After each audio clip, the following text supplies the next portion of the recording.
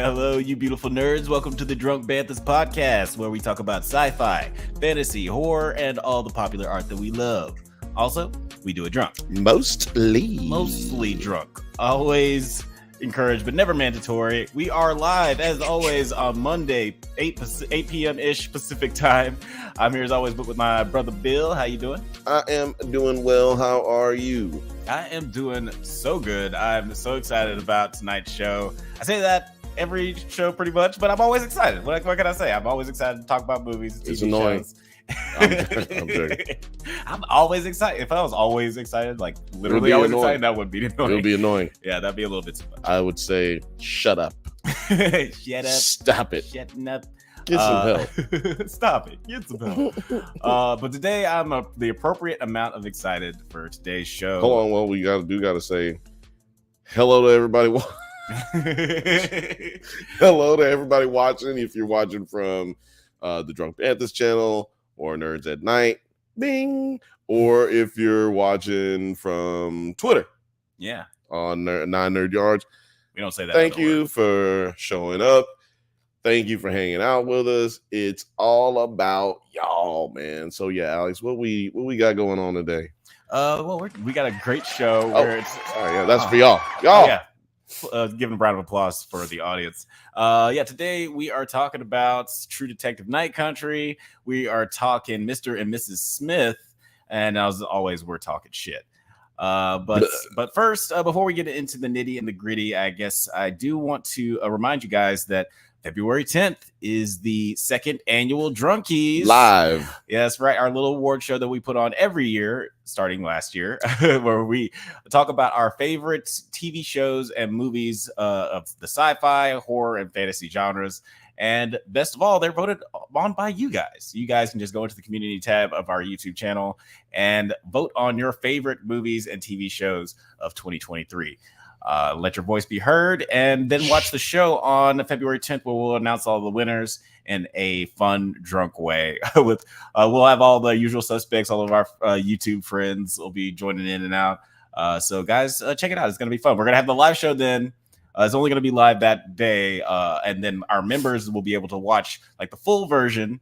But we're gonna then maybe a few days later we'll have the edited version of the whole show that comes out that everyone can enjoy. It'll be a lot less sloppy. But if you like the sloppiness, so become a member. Yeah, basically Saturday is going to be your pre-game Super Bowl party. So you hang out with us. Yeah. You pre-game for the Super Bowl on the day before, the night before with us. We're going to be getting faded. We're going to be playing drinking games. We're gonna get it in, man. I will be your host. So if you don't like me, hire me some joke writers. Like shit. Hell, hire me some writers. Damn it. But no, I think you're gonna have fun. I think we're all gonna have fun. We had a lot of fun last year, and we do have a live studio audience for this as well. So if you're in the LA area and you have the ability to reach out on the DMs on Instagram, reach on out to your boy, and we'll see about getting you free tickets to the Drunkies. Yeah. Or you can buy tickets on SeatGeek. No, I'm just joking. We're not selling any tickets to. Dude, I might need to do that. Yeah. I might need to sell some tickets to SeatGeek. Hey man, especially if they sponsor this video or the Drunkies. right. I mean, we got to shout out. SeatGeek is going to be on and popping. But Alex, who do we have joining us today? I am so glad that you asked. Let's introduce our panel. We got the one, the only John Smith, or maybe he's not the only. Maybe there's several other. Maybe there are several other ones out there. We don't got. Can't hear you, John.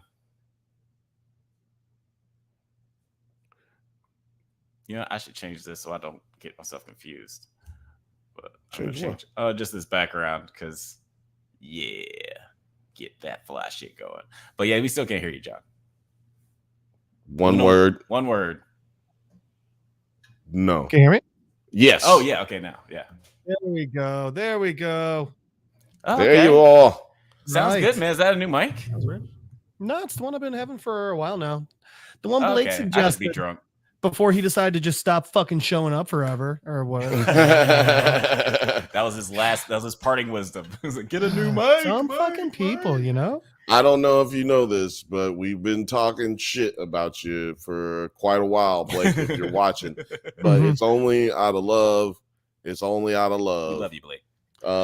I frankly thought you were gonna say that you've been talking shit about me until I got in. At which point I was just gonna be like, I mean, I'd expect nothing less. Yes. Also, I'd kind of judge you if you hadn't been. Well, nobody was going to tell you that we were just going to let people in the chat let you know. But Yeah. no. Alexa, turn on Lash. Okay. Ooh. Oh, okay. That's Got a little backlighting. Sexy. I ended up naming all my lights after extra characters in one of my favorite book series. So basically, I just walk around my apartment yelling at things like a wizard. That'd be cool. Actually. The Dresden Files. The Dresden Files. Okay.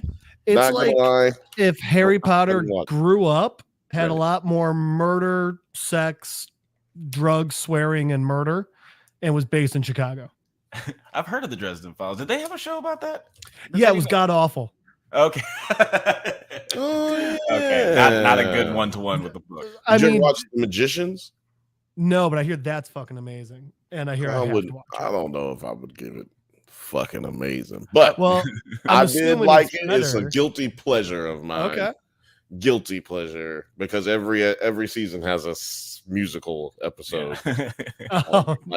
Season, I mean, episode 7 or something like that. Every single one of them is a musical. Yeah. All one season of Dresden Files did not have a musical episode. One season. Well, it turns out when you try and take a 250-page book and cram it into 42 minutes, it doesn't work well. Who would have thought? Here. Yeah, that doesn't sound like good math. That's not unless it's stupid. Unless you're doing Lovecraft Country. Hey. Fuck H.P. Lovecraft, but he was pretty racist. I was talking about the television. Oh, no, yeah. I'm just talking about condensing his work. Yeah. Cheers to your phone. Cheers to your cup. It's probably bad luck to cheers a phone, is it? I don't know. I don't know. Put it in the comments. Let us know. Is it bad luck to cheers a phone? Yeah. Is it same as water rules? I mean, maybe. I don't know. I also. That just seems like a silly rule. Like the whole cheers and water's bad luck thing is like, but what if you don't drink? You know, you cheers with your left hand, not your right hand. Or you cheers soda. You can cheers soda with your left hand, not with your right hand. Oh, is that the rule too? You can't. Goddamn, boy, don't you pay attention? That's like back when I was a smoker and everyone's like, you can't have a white lighter. It's bad luck. And no, it's that's weird. Yeah. I'm smoking 2 packs of cigarettes a day. I think that's the bad luck, guys. That's just weird. That one truly is weird. Yeah, my grandpa always smoked with red lighters and he got lung cancer. It's a sign. Pretty sure the cancer is the bad luck on that one, but I mean that might just be me. But yeah, let's it is you. It is you. Let's talk about what we're talking about. Let's get into our first topic of the night. But actually before we get into our first topic, we should say that me, Bill, and Nine were actually guests on another YouTube channel recently. The How Movie fucking Files. Dare you? We're cheating on Nerds at Night. We're sneaking behind their back. We love you, Nerds at Night. But no, we went on the Movie Files and talked about this episode of True Detective, part 4, with our buddy over there, and he was great channel.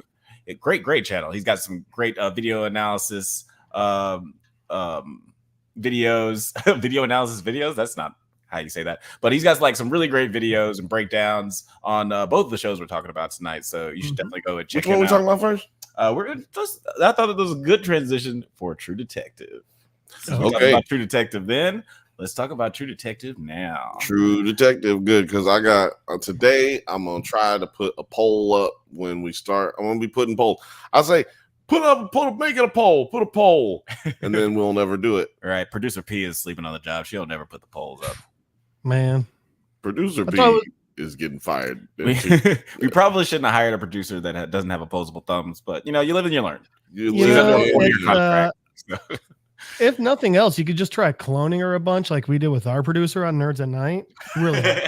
Yeah, it's true. It's very multiplicity situation over it. Exactly. Definitely having multiple really helps. Yeah. Well, we'd have to pay all 9 of them, and that's the problem. That's the only issue. We just have like 9 clones running around, but they still got to live here and still got to pay for them. Somehow we end up paying for their food at the same time. It's really Actually, you know what? Really, it's upsetting me. It's making me very upset that we have such bad finances over here at the drug business. Let's talk about something that's going to cheer us up. Yeah, let's talk about murder. Let's talk about murder so I don't get so sad. It is Christmas time up in Ennis, Alaska, so that's something to be happy about. Oh, what's up, Morgan? Says in defense of producer P, you knew what you were getting into when you got it out. That's true. She lied to us in all fairness. She said that she could type 150 words per minute. Not at all. Turns out she can't reach the keyboard. Yeah, it's a sad story. It's a sad story. Some people, man. Yeah. She's actually asleep right now. Deception. She's literally sleeping. It's fucking ridiculous. It's so disrespectful. Yeah, right before the show started, she's like, "All right, I'm gonna take a shit and then go to sleep." And she did exactly that sounds like a good day to me. I'm just saying. Oh man, yeah. But today we're talking about True Detective Night Country, part 4.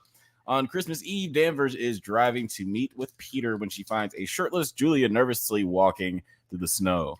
Danvers helps, and Navarro picks her up, and they travel to the Lighthouse, a social assistance center where Julia chooses to stay for mental health care. What did you guys think of this? Because we alluded. Did she? Well, initially she did. You know, she was like, she chose to stay. She said the words, "I will stay." Yeah, that's like Vince McMahon saying the words like "trust me." No. When Vince says this is your year, you should probably make other plans. Yeah, make other plans after that, bro. Oh man, I just thought about the Vince McMahon story recently. Don't do that. And now we need to. Let's talk about a palate cleanser like True Detective. Do you just dislike yourself? Is that what's happening there? I mean, why? I suddenly started hating myself because I made jokes. Let's think about Vince McMahon. I said jokes. I'm sorry. But yeah, what did you guys think of this opening? With everything that's going on with Julia, we get an interesting moment with Danvers where she's pretty empathetic to Julia, and this is an interesting contrast to what the first episode where she treats a drunk driver pretty aggressively. But Jeff, what did you think about just this opening scene with Danvers? I think it gave her a lot of humanity, and I think it actually pointed some things out. One, she's passing up what she knows is a very short window to get to and look at the bodies, and she's doing it because. And I don't think she's doing it for Julia. I think she's doing it for Navarro. I think that she knows how much obviously Julia means Navarro, and I think that's a part of it. And it's just, we haven't seen a lot of Danvers being a human in this show, so it's kind of nice. Yeah. And to your point earlier with the drunk driver, I think that just goes into more of a clue of what happened to her husband and son. I think it was clearly a drunk driver that took them from her, and that's why she got so extra pissed. Mm-hmm. That or she's just in love with crazies. You think that's also why everybody got so weird about her being drunk and wanting to drive this episode? Yeah. That thing. There's a little bit more stank put on that. Yeah, the people who really are close to her are just like, "You're drinking and driving? Are you serious?" Yeah. So and you're drunk? Right. Not to make accusations or anything, but no, reckless speculation. Reckless speculation. That's what we do around here. I doubt it is uncommon during the dark times in Alaska for people to drive around drunk. Right, that's what I was thinking. It's I'm sure that driving drunk is a regular activity in this town. Prerequisite for living in there, living in Ennis. You get so damn depressed up there with just no sunlight for, I think they're on 8 days, they said. That's insane to me. Yeah, that's crazy. It feels like it's already been 20 days, but it's right. It's got the people talk about seasonal affect disorder. Imagine not having the sun for 30 days. They have things. Bro. Have you noticed that everywhere they go, the lights are on all the time. Yeah. And So let me tell you, I've there are got also places in Alaska where they have 23 hours of sunlight as well. So Mhm. That would be a different kind of crazy. exactly, Yeah. it's both different. It's both sides of the crazy coin. I've got seasonal affective disorder, and let me tell you, just Chicago in the winters. I've tried UV lamps. I've tried taking straight vitamin D pills. No matter what you do, it still creeps in like a motherfucker, and that's just overcast, not even pitch black all day. Right. Yeah. I can't even. I imagine. have a straight joke about vitamin D, but I will move on. It sounds like you got a gay joke about vitamin D. Well, I have a straight joke about vitamin D. I think that's probably the best joke that you could write. It's just the alludement of the You're joke. welcome. You're welcome. That's comedy, ladies and gentlemen. I I do classes on Monday. Two drums and a cymbal fall off a cliff. Nice. But I got that sound effect. Which is even funnier when you realize that sound effect is technically called a rim shot. rim shot. Yeah, Me and my friends used to say rim shot to each other all the time instead of laughing at each other's jokes. That's like people who say LOL in real life instead of laughing. Yes. Except probably a little bit more like annoying for your friends to just say rim shot. Out. Go outside. I ain't got time to be distracted by your worthless chime-ins. Go on. Thank you, Uncle Baby, for keeping us on track. Yeah, like so, Bill, what did you think of just like the scene with Navarro and Julia where she convinces her to stay at the lighthouse? Did you think that she was gonna stay there, or you immediately like, nah, she busting out? I'm busting out, everybody. That's what I felt. That's immediately when she started saying. That's what she put on Rick James and fucking put on some platforms with some goldfish in them and took off. Okay, Give it to me, baby. Give me. I'm busting out. Yeah. I'm busting out, everybody. Yeah, that was just, to me, it was kind of dumb. Maybe they should have put her in there in last episode so that then she comes out this episode, because it was just like, duh, she not gonna stay there. Right. Not at all. Yeah, so you were already saying that she was gonna leave. Yeah, man. That wasn't necessary. It wasn't necessary unless you keep her there for a while. Yeah. Let it string out, because we know that she's going to leave eventually, right? Like that. Oh, 100%. Right? Like she coming up out of there. Yeah, we kind of already see all the signs, but even before she has this weird hallucination, or maybe she actually saw a ghost. Haunting or hallucination, you guys decide. But it is, but like before that even happened, you kind of saw the signs where she was headed. Did you guys also feel like when I was watching this episode, I felt like it felt like two different episodes. Like I felt like when she walks out into the ice, that kind of felt like an ending. There was kind of like a finality to it. And then like it seemed like we were starting like almost another story. Jeff, did you get that kind of vibe? Yeah, very much. This episode in just by itself felt longer than the others. I agree with you. And I remember actually thinking that in the scene where we see her start walking out towards the ice, I was like, wow, this is a long episode. But yeah, it felt like it was it felt like it could have been 2 episodes, but I'm glad they didn't do it that way. Yeah. I think stretching it out, having it longer, also kind of conveyed a little bit of a sense of dread in us, and just like, because we're watching what's happening with Julia, and then they're cutting to Navarro going on this investigation, and we just know that eventually Navarro's going to find out too. I think it did a good job of like adding some tension to the episode and making the viewer feel anxious. Yeah, like it's funny. I had the exact opposite thought when she was walking down to the ice. I was like, or at least like, that's hot. What? No, That's hot. That girl thick. No, Why what don't I you, was, do that what I was again. thinking. Do that again, like When she while you're walking away real slow. I hate to see you go, but I'm not. But no, I was honestly thinking this episode is really short. They're really about to end it right now. Like, but I guess I was conditioned too much to Disney Plus TV shows where like this episode is going to be 35 minutes and this episode is going to be 48. Right? Hashtag kill Sabine. Hashtag Never forget. If only Sabine could have walked out on the damn ice. Oh my gosh, that would have been I'm great. not letting this go. I don't know what Nor happened to should the- you. You stand on that hill, sir. I put it in a poll on the thing. I don't know what happened to it, but did it not show up? put it in the poll. Yeah, it's up there. It's still up. So yeah, There's a straight joke for put in the Um, poll too, I'm sure.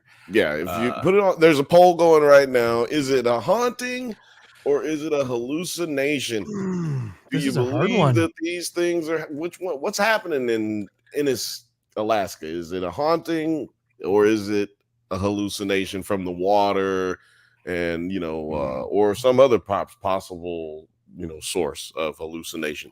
Yeah. But let us know in the poll. We're gonna get the votes going. I'm gonna vote right now.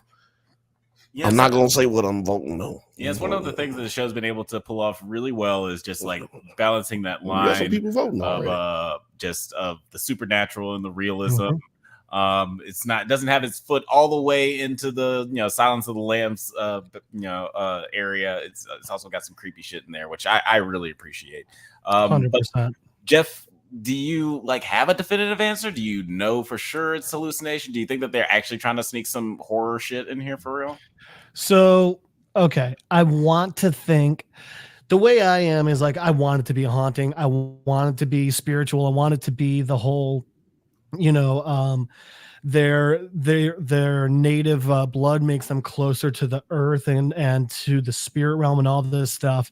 But I think it is a combination of mental health and, like Bill said, the water. And I think the show wants us to believe otherwise, because I think, again, True Detective is really good at leading us down that path and getting us to go over into the supernatural and believe it before they give us a sensible explanation. Mm-hmm. And so I think they're messing with me again, but I'm fucking loving it. Yeah. Yeah. What about Yeah, I'm loving it. As we talked on Movie Files about this yesterday, it's funny. I feel like I don't remember nothing that happened, but I just talked about it. I just talked about we this. just talked about this show at length. less than 24 hours ago, like way less than 24 hours ago. So, yeah, but I have a lot of theories about what's going on, but I'm having fun. Like we said yesterday on Movie Files, I have faith in this group of writers, and I have faith in what we've seen so far. So yeah, I can't wait to just see more. But go ahead and break us down before I go into the whole diatribes of theories that I got, and also I got stuff that I might need Jeff to try to help me fact check, because I'm trying to tell you shit is going down today. It's going down. Well, and real quick before we go into it, tacking on top of what Bill just said, this is also the halfway point of the series. Like, we have so much more left for them to finish building it up. Right. And I think they did such a good job of getting us to the midpoint. Oh my God, I'm excited to see where they keep going. Yes, yeah, indeed. It's honestly, like I've always said, this world building is hard. It's very hard to Look how long it took God. Yeah. 7 whole days, well, 6. It took him 6 days. Why y'all writers out there just can't motherfucking write a motherfucking script? Tell you In what, 6 lazy. days.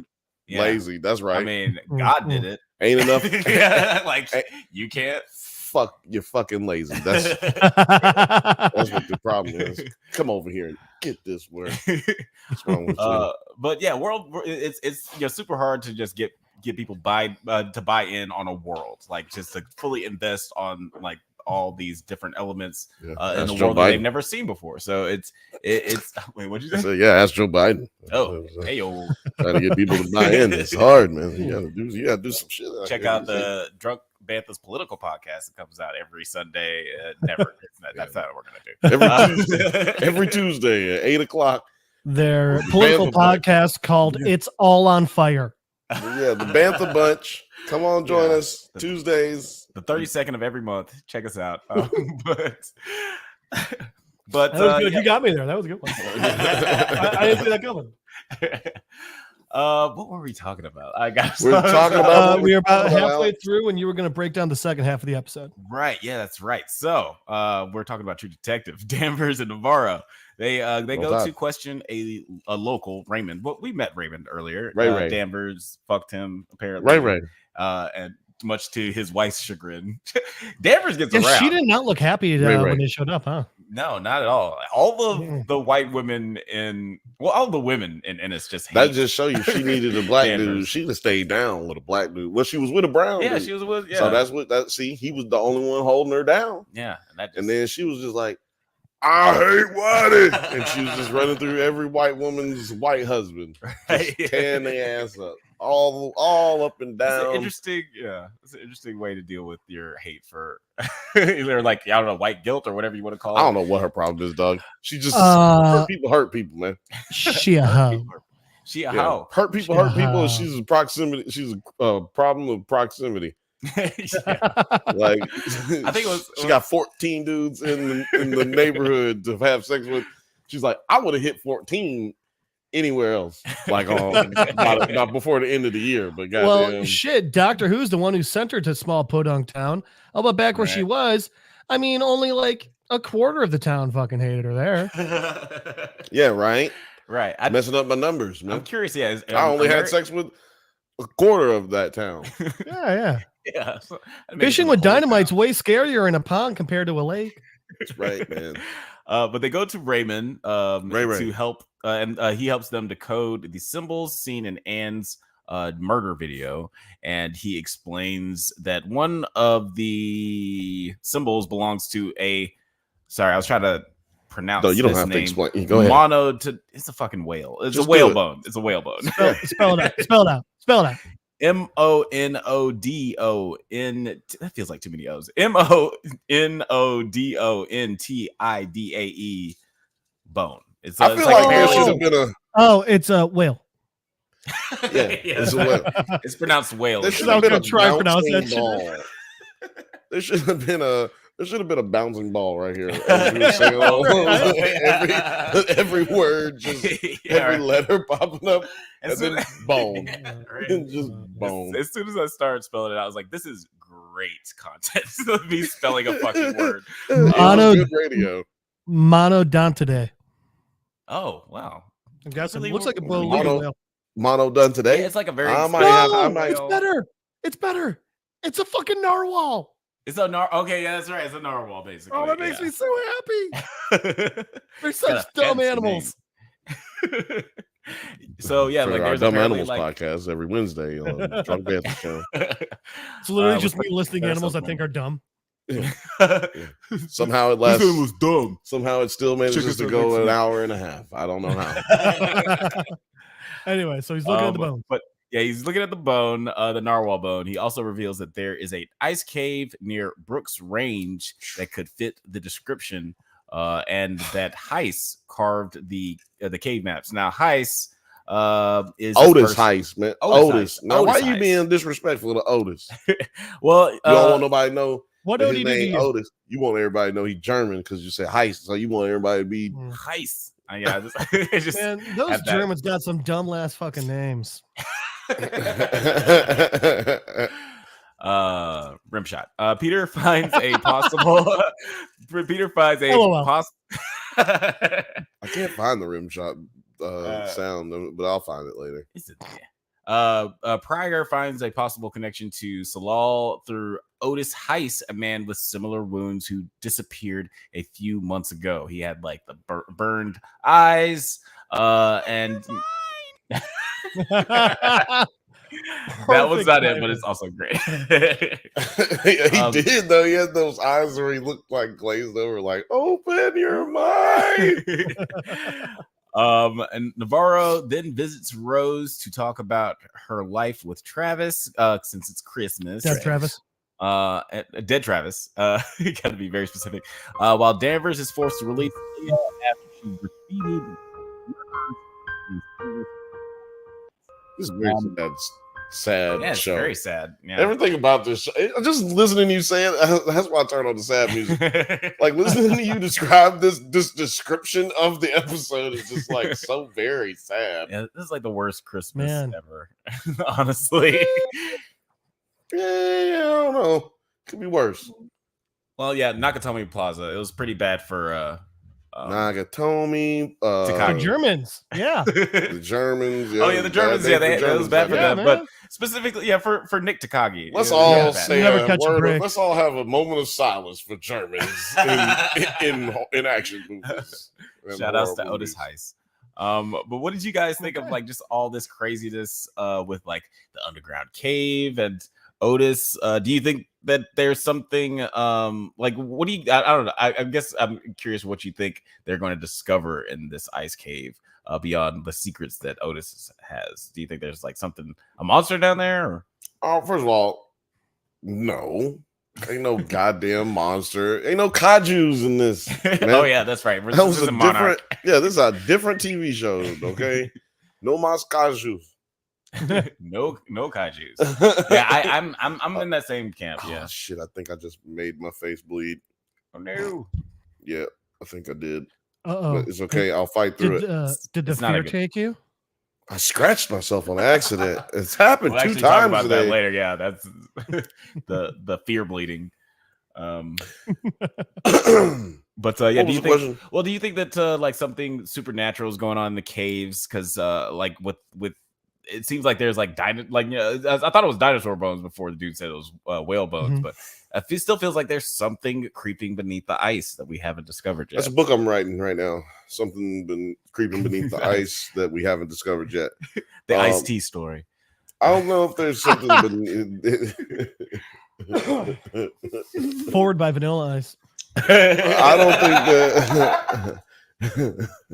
don't think that there's anything that's going to be discovered underneath the ice necessarily. Because as we found out this episode, she probably wasn't actually killed in the ice, Right. but she definitely wasn't killed where she was found. Mm. So I think there's so much to be discussed or revealed, I should say, later on. Like Jeff said, we're basically halfway through this series now, so there's a lot that's got to be revealed. I more so have questions about Navarro. I have questions about not the polar bear. People want to talk about the polar bear. Yeah, polar bear is interesting. We'll get to the polar bear. But I really just have more questions about like Navarro. What did she see when with the Wheeler case? Right. What Yeah, the did- Wheeler case is so interesting. Oh, that was Right. so good. And like there's a lot of theories online about like how she fits in. You're not putting that on there. How she fits in with Rose and with Travis and with a lot of the other dead people. Maybe she's not actually, and her sister, maybe she is not seeing all this stuff, or is she seeing all this Right. stuff? We really hadn't gotten no definitive answer on that kind of stuff yet. Maybe Navarro's a ghost. Maybe Ooh. Navarro's a ghost. Yeah, that's a lot. Look, let's just go down the theories right Yeah, now. there is a theory. Like, so we have heard some scuttlebutt. Movie Files actually is the one who tipped me to this. I didn't know this was a thing. But there's some theories that Rose is a ghost, and because we see the Christmas The dinner that Navarro she has with Santa? Navarro, and it kind of seems fantastical how like dressed up she is, and she has all this wonderful food, and she has this Sorry. relationship with seemingly a ghost, Travis. Is the theory that she's been a ghost the whole time? Right, yeah, or at least then no. I guess after she like pointed out the dead bodies, like yeah, maybe she's okay. been dead since then. Which brings us back to the poll. It's on the chat right now. Is this show a haunting or is it a hallucination? Like, how do you explain what's going on? Haunting or hallucination? Put it in the poll right now, because I'm gonna take that shit down in a second, because I got some more questions. So many more questions. Yeah, I thought that theory was kind of like doesn't really hold water because of the opening. She's the one who shows them the dead bodies in the first episode, and it'd be very, very weird if she just died after that and nobody else was talking about it. Like She that. also, yeah, it doesn't hold water, but it does hold ice. Ooh, it does hold ice. Because it's snowing outside. It's ice. It's Right. freezing temperatures. But shouldn't Alaska be called Ice Alaska? Ice Alaska? No. Nah. This feels like this too on the, Okay. It's like calling it, I don't know. Cold land. Weedifornia? I don't know. Oh yeah. Weedifornia, that's pretty good. It's like we just call Seattle Starbucks. Yeah, let's Starbucks just name things. All right, yeah. It's called Alabama I'm football. pretty sure you're now just describing idiocracy, just naming things after the corporations. Yeah, 2024. Welcome to 2024. Shit, damn. Yeah, that awkward documentary. Yeah, that weird documentary. Okay, we got votes coming in. Okay. Then let's see what happens next. Lady kills herself. Well, you going too fast, my guy. Which, by the way, I lady did not killed herself? think she was the sister. Julia. Which I didn't think it was going to be she fell through the ice. I thought it was going to be she froze to death. You're muted. Yeah, because I was no. coughing. Yeah. I know why. I was letting you cook. I was also. It was just funny because I didn't have that long of one this time, and then Alex tried talking, and I was like, "Yeah, all right." I don't know why he does that. He can clearly see that it's on mute. I didn't say anything. I thought you were. No, I started. I was like, break for weed, coughs. But yeah, let's talk. Actually, another theory here. No, hold on. You just said something. You can't just. You gotta slow down. You just said something. What about the girl falling in the ice? Jeff answered. Now, what do you? Oh yeah, think? Jeff did say something. I didn't say anything about it. I know. I said. So, what do you think about? Right. He just answered your question. What do you feel, Alex?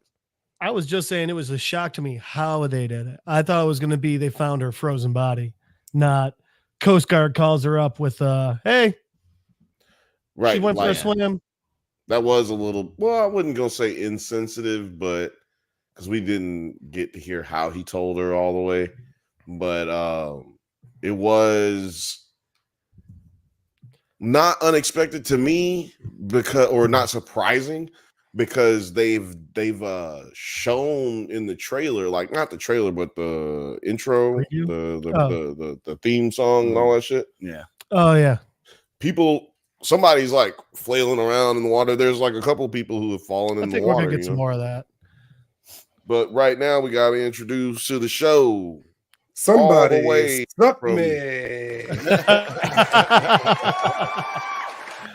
What up, LD?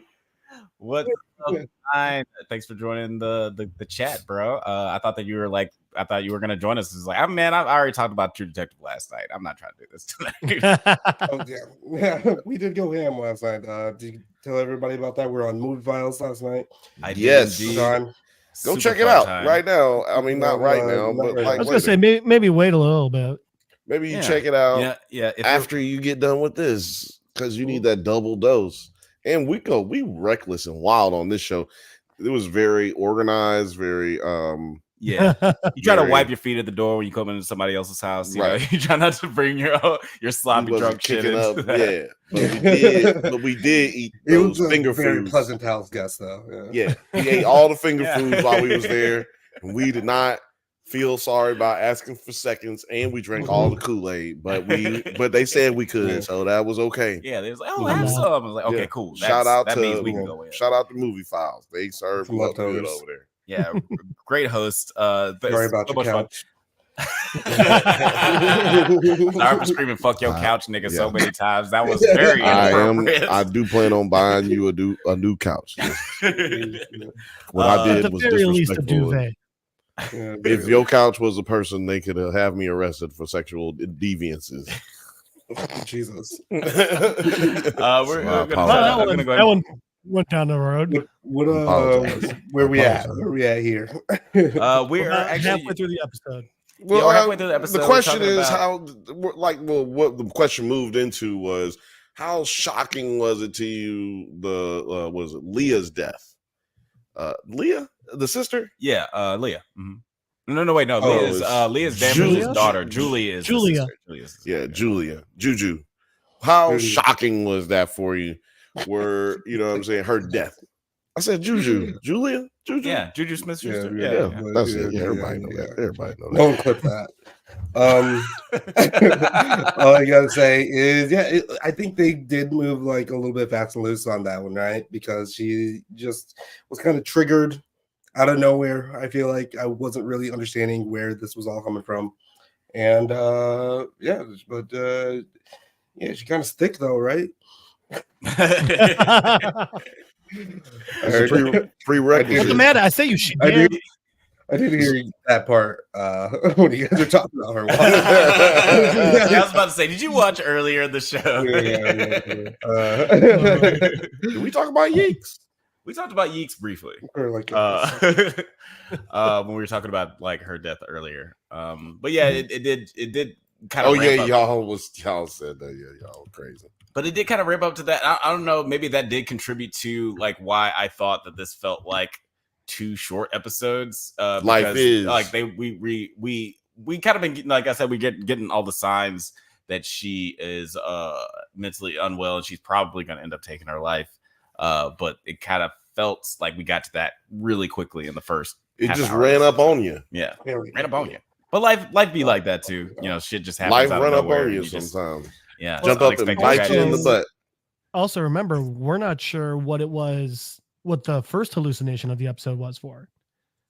So I mean, like that might have been she like was getting butt naked. Mom chased her around or some shit. She did get butt or almost butt naked. Yeah, in the middle of the street. So Danvers had to ruin it for everyone. Yeah, she had kind of foreshadowed. Like everybody was having a good time before you got here, Carol. Oh, not Carol. Her name's not Carol Danvers. That's another. That's another blonde. Her name is Liz. Her name Liz. Liz.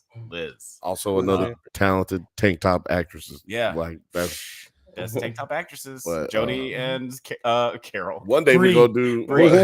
One day when this show is too big to fail, we will be doing a top 5 tank top actresses of all time. But yeah, like what else happens in this episode? Kind of the big stuff. What? No, what are you about to say? No, go ahead. Okay. I guess we should talk about what Film Age was alluding to, the whole polar bear of it all. There's a polar bear out there. That elusive polar bear. Oh, sorry. We did the same thing. Our hands touched. Great. We're just hovering over the button together. Oh man. Yeah, this goes to me back into haunted or hallucination. You know, yeah, she's clearly wasted, right? Or Coca-Cola advertisement. I wanted to make that joke so many times last night, but I was like, let me not do that in somebody else's house. Well, it's just, no, that's a tonight joke. Yeah, we just reserve all bad jokes for this show. Yeah. Well, that's what we do. Yeah, we're in a safe place. Safe place, man. Yeah. This is like when you're doing stand-up, when you're doing open mics. Right, so I'm just trying to. This is your bringer show. Yeah. I'm just bringing out this little, couple of things that I'm working on. You know what I'm saying? But yeah, guys, like put in the poll where you think that this falls into the hallucination or what was the other one? Hallucination or haunting or hallucination? Haunting or hallucination. See, I made you type it.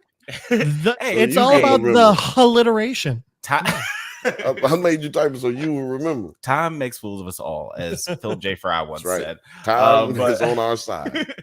But yeah, Nines, what do you think about this whole polar bear situation? We got Danvers crashing into the snow. Do you think that the polar bear is actually there, or is this some sort of psychological manifestation of her trauma related to her family's death? Yeah, I was mentioning that like it has to be real. Well, I feel like it has to be real just because Navarro also saw the polar bear too in like episode 1 or 2, right?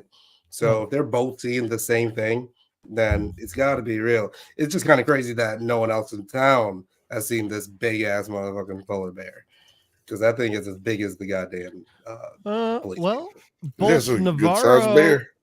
both Navarro and Danvers were in a car when they saw it, so maybe the people in town that see it are quickly then eaten. Mm-hmm.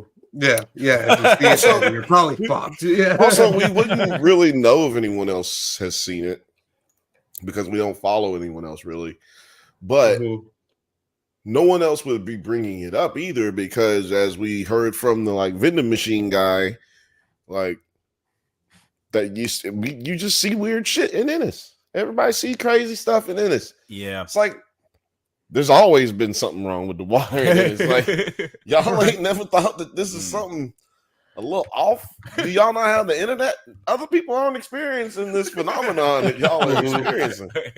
Yeah, they do allude to the fact that just like the loneliness and the darkness and all just like the spirituality of the environment, that people just see weird shit all the time. Lonely. It's Sad. The people are dying. It might be the loneliest place. You're not my on dad. Earth. Oh, you're not my mom. Really is what it was Yeah, that's very "You're Not My Mom" vibes in this show, in this episode. Yeah. But like it's interesting with the stuff that's surrounding the polar bear, just like with the relationships with all the we characters. did talk about last night. Just all I have to do is recap everything we said last night, because it was really we got. They're reading the manuscript from last night. Yeah, I should have kept one. But I just feel like the polar bear is a hallucination, only because you could say even that it's maybe spiritual. Less of a hallucination and more of a spiritual sighting, or whatever the fuck they call that shit, like a burning bush type shit. Yeah, premonition. Yeah.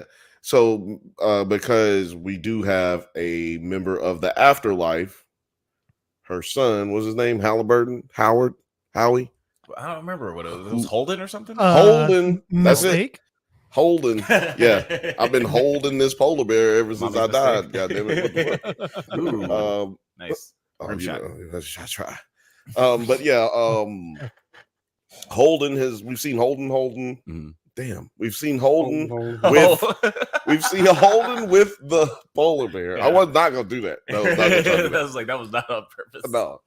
And we've seen the polar bear in her possession, Liz's possession, and then we saw Navarro bring up the polar bear, and was it Holden's? Which is that the first time we heard his name in this show? It was the first time I remember hearing his name. So we get like a name to the face.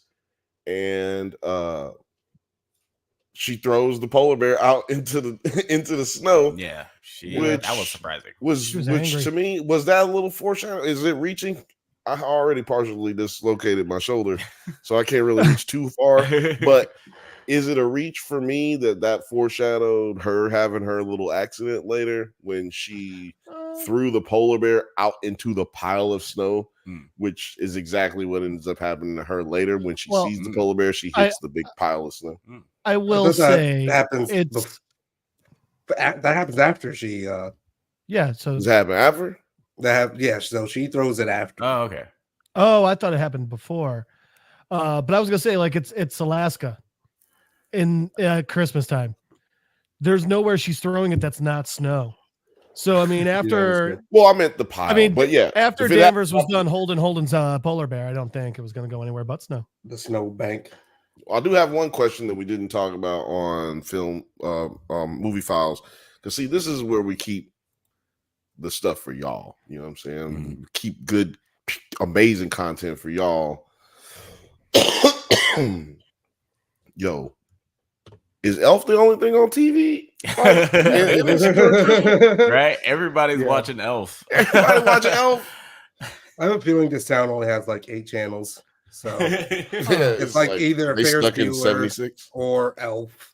Yeah, they watch. They don't watch it on streaming. They watch it on DVD. Wait, is Elf owned by Warner Brothers? I just thought about that. Do they just get like Elf is Disney, isn't it?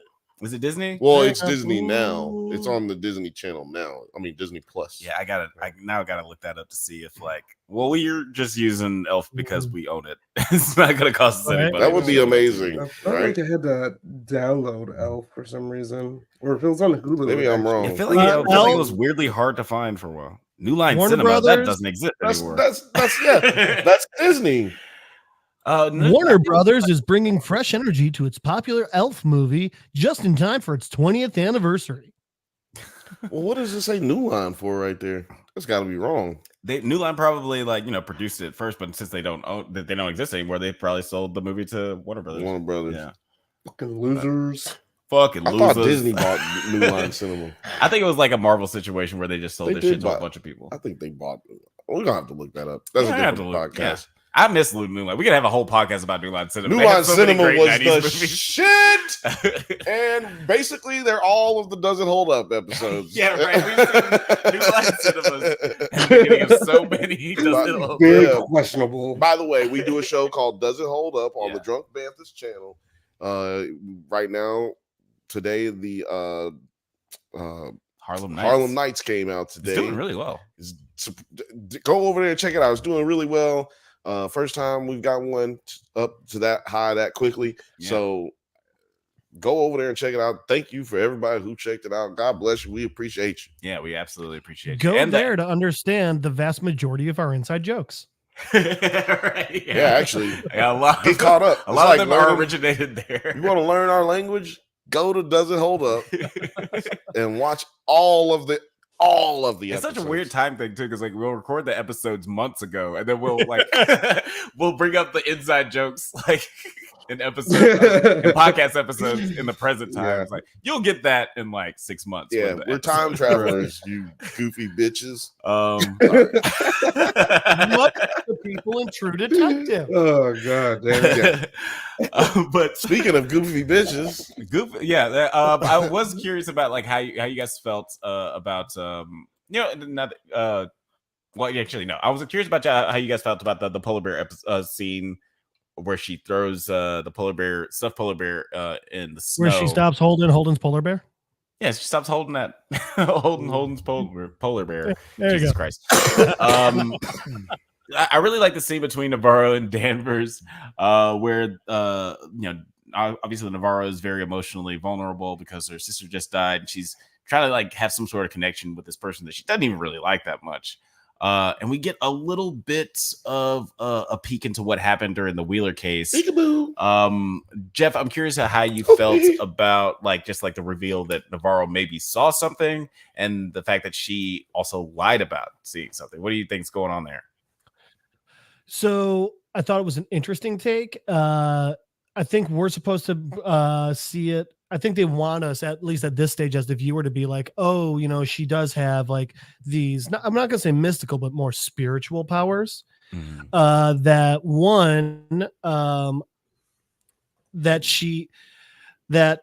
I think we're also supposed to take from it the fact that she's denying them and kind of holding off and pretending that they're not there. That's why she struggles with them so much, and why she gets such scary fucking visions at the time she does.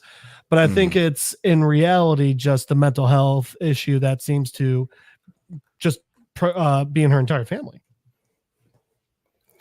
Yeah. Nine, how you feel, bro? Shit is scary, bro. Yeah, this definitely that was a good jump. Yeah, that was creepy. It was the one where she was in the dredges or whatever the fuck, and then she turns around. That was the one that got me. Oh, the one that got you with the sister, the sister jump scare. Mm-hmm. I have not gotten jump scared by any of the jump scares. Yeah, usually jump scares don't get me. But remind me to tell y'all, I was playing a video game earlier today, and I got jump scared for real. Remind me to tell y'all off pod what that was. Super Mario Galaxy? And I'll be sharing. No, it wasn't Super Mario Galaxy. I will be sharing with you guys all that experience on Tuesday, tomorrow. Xbox. Members only Tuesday, Banthas Bunch. Then later on in the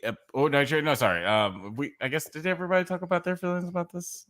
I don't think you did. Nine didn't really say much about it, but you didn't say nothing about it yet.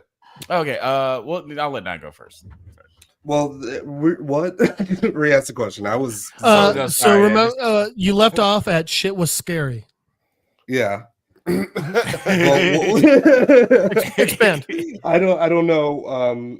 what were we talking about? So though? it's do we think it's a hallucination or Yeah, does she do we have think it's like vision? is she actually Oh. seeing things?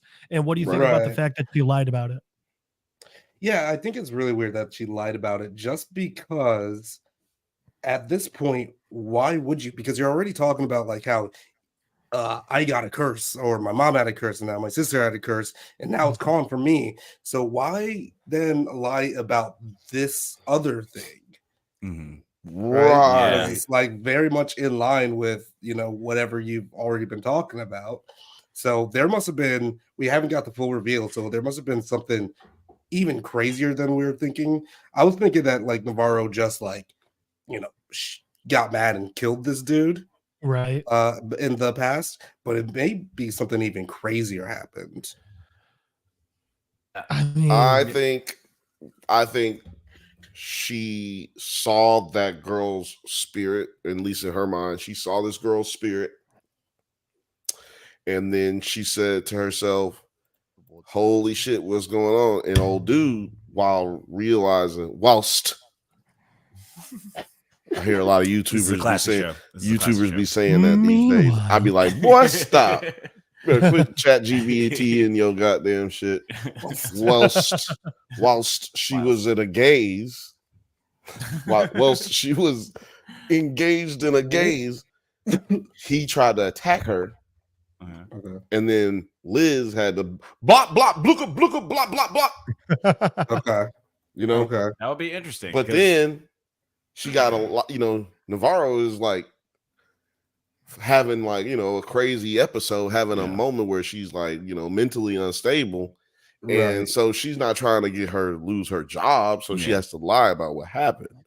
Okay. I mean, similar to Rust and Hart's situation, right? Yeah. where they had to lie about several things going forward. Mhm. He lied about everything. Oh my god, my camera died. Yeah, Oh no. man. Another- Somebody send. Yeah, we heard you. Shout if out you're to still anybody. watching. Shout out to everybody out there. Send Nine some D batteries so his camera don't die. Do it quick. The show is going to be over in an hour. You So can gotta Amazon send it. right You can now. Amazon it.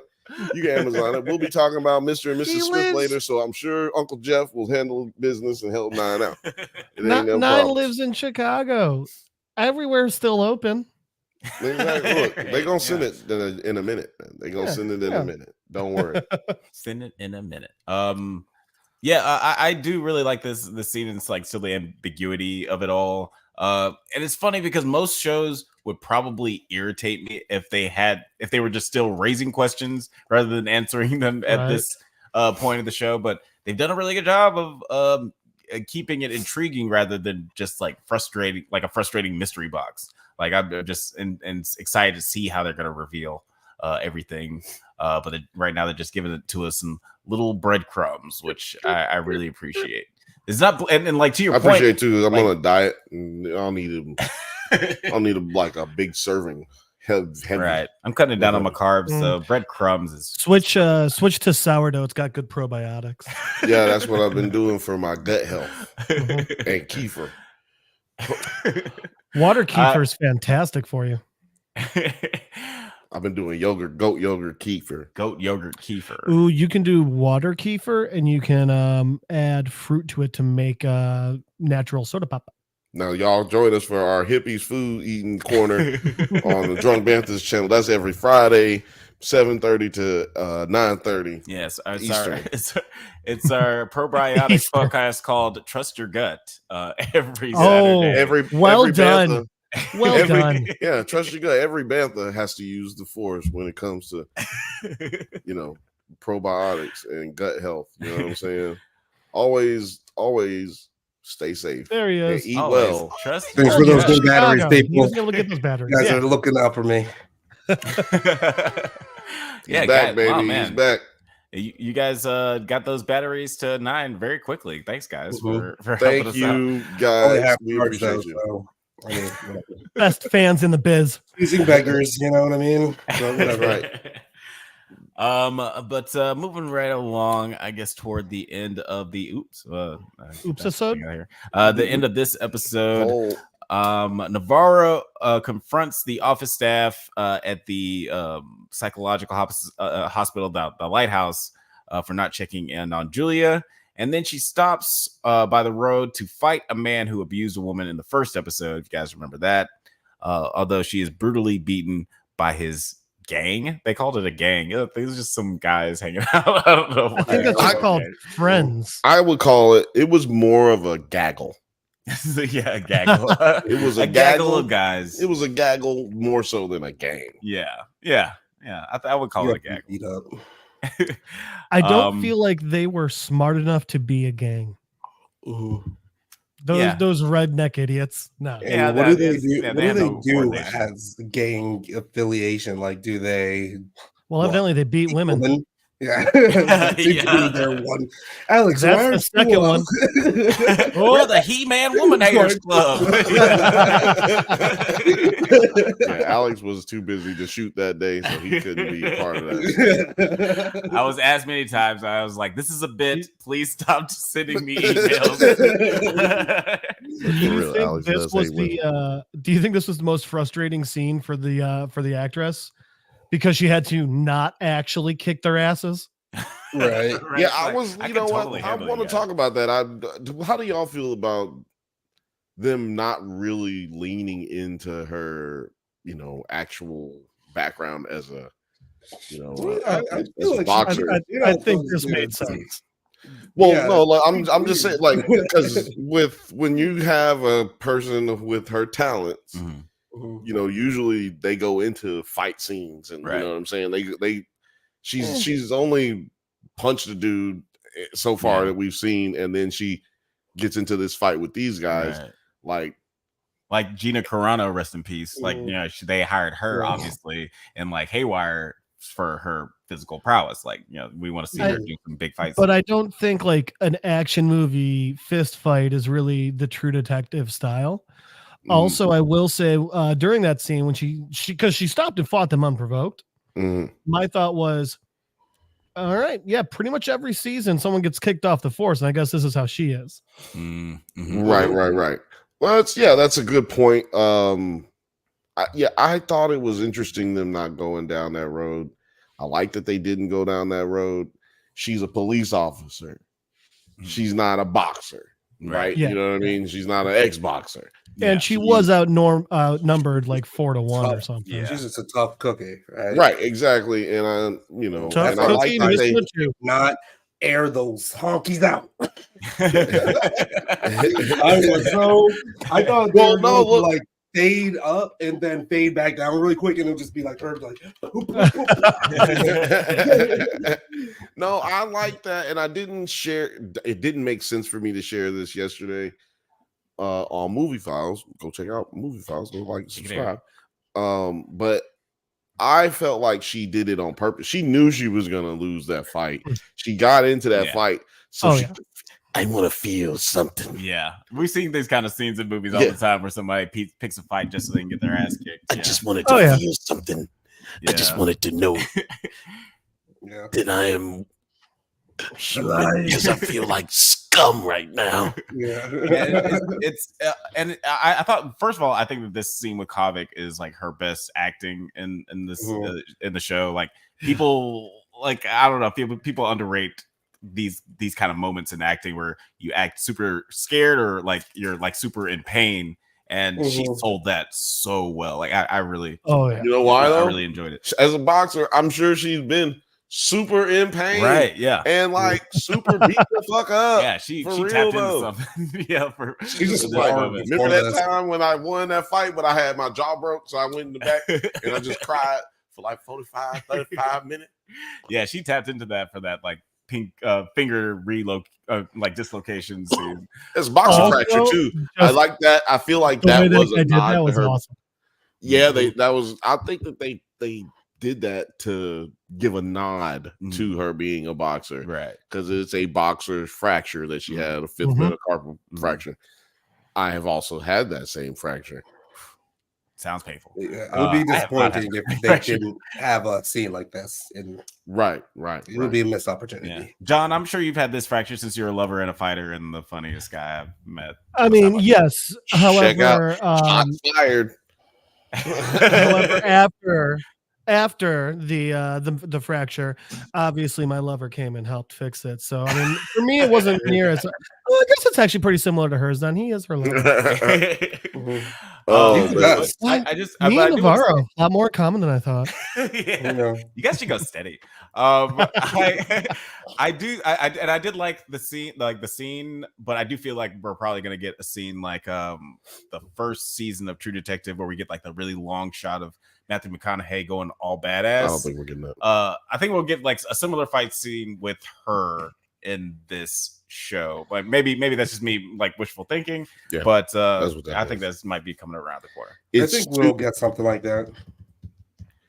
I don't think so because it's just too. I feel like out of place for this season. It's just not what this show does. Like, I'm gonna recreate this scene, this iconic now. But well, not recreate, but just have like another action. Yeah, I mean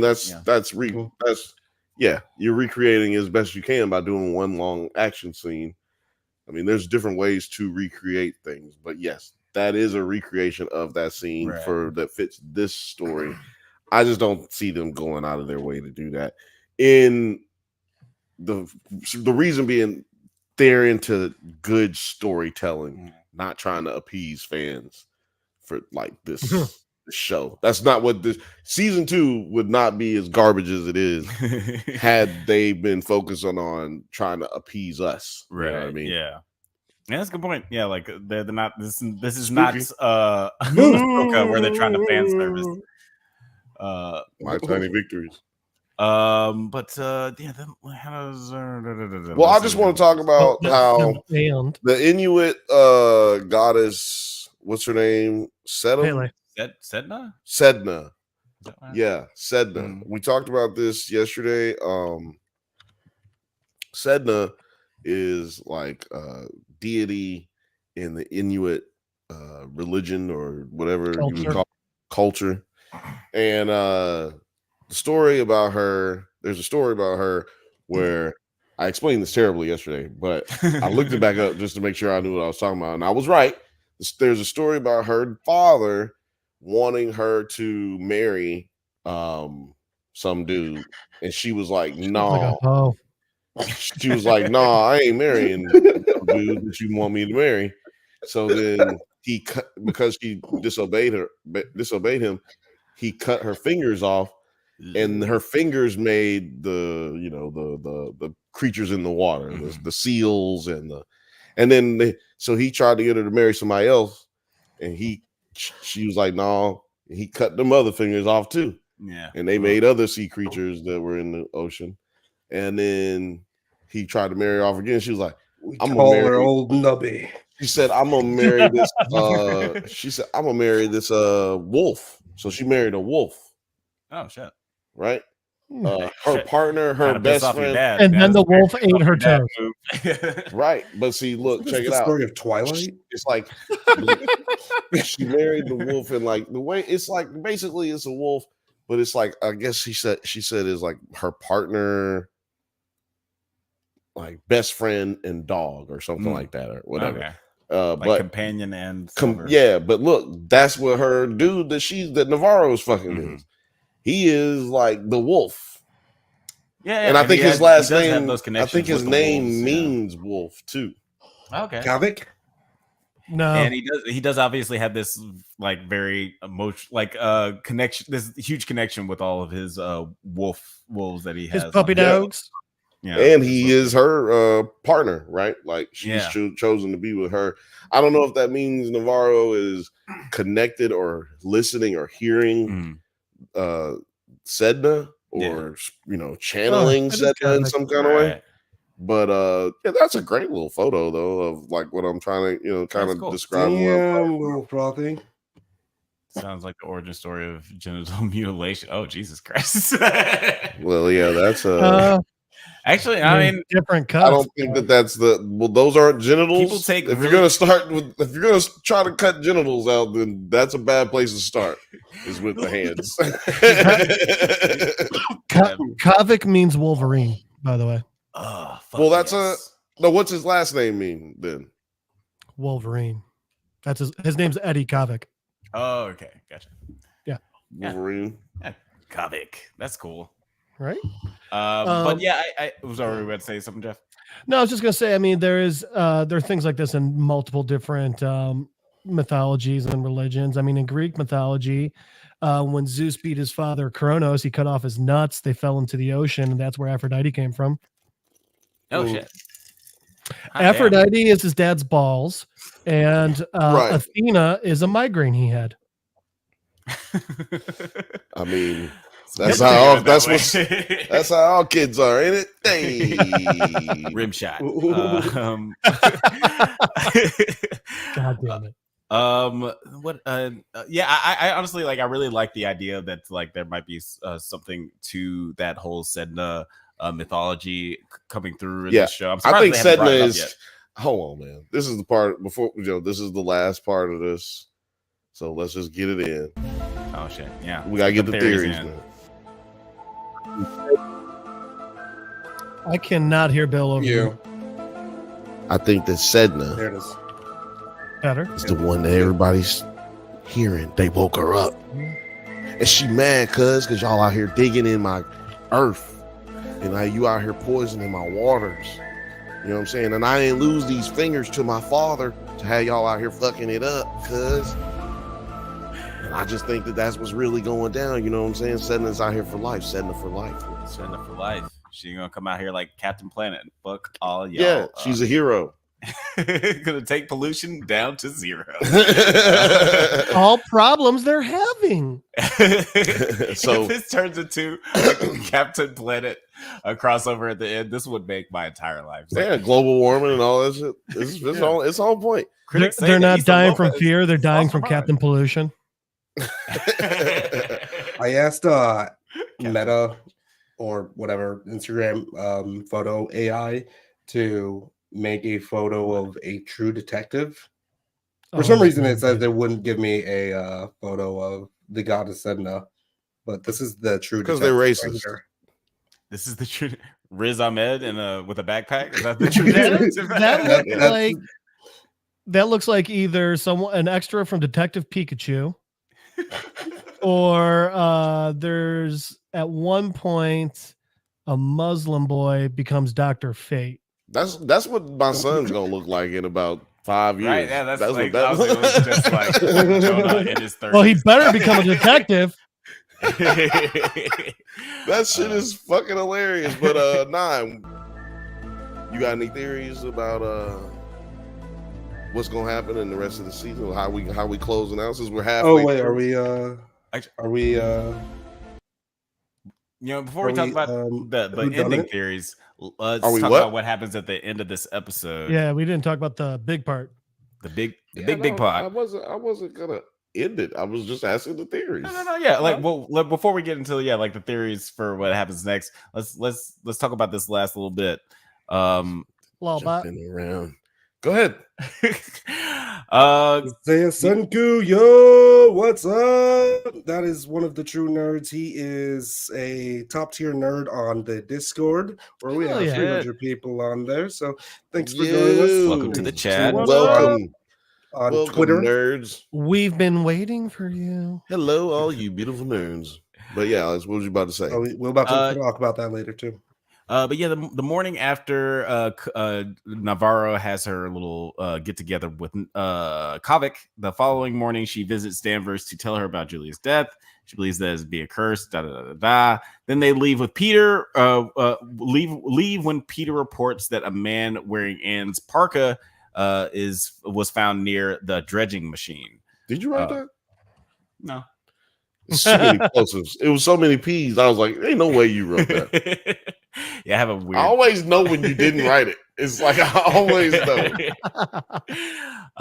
They believe it to be Clark at the dredging machine, but it is actually Otis Heiss. Yeah, because Otis is a crackhead.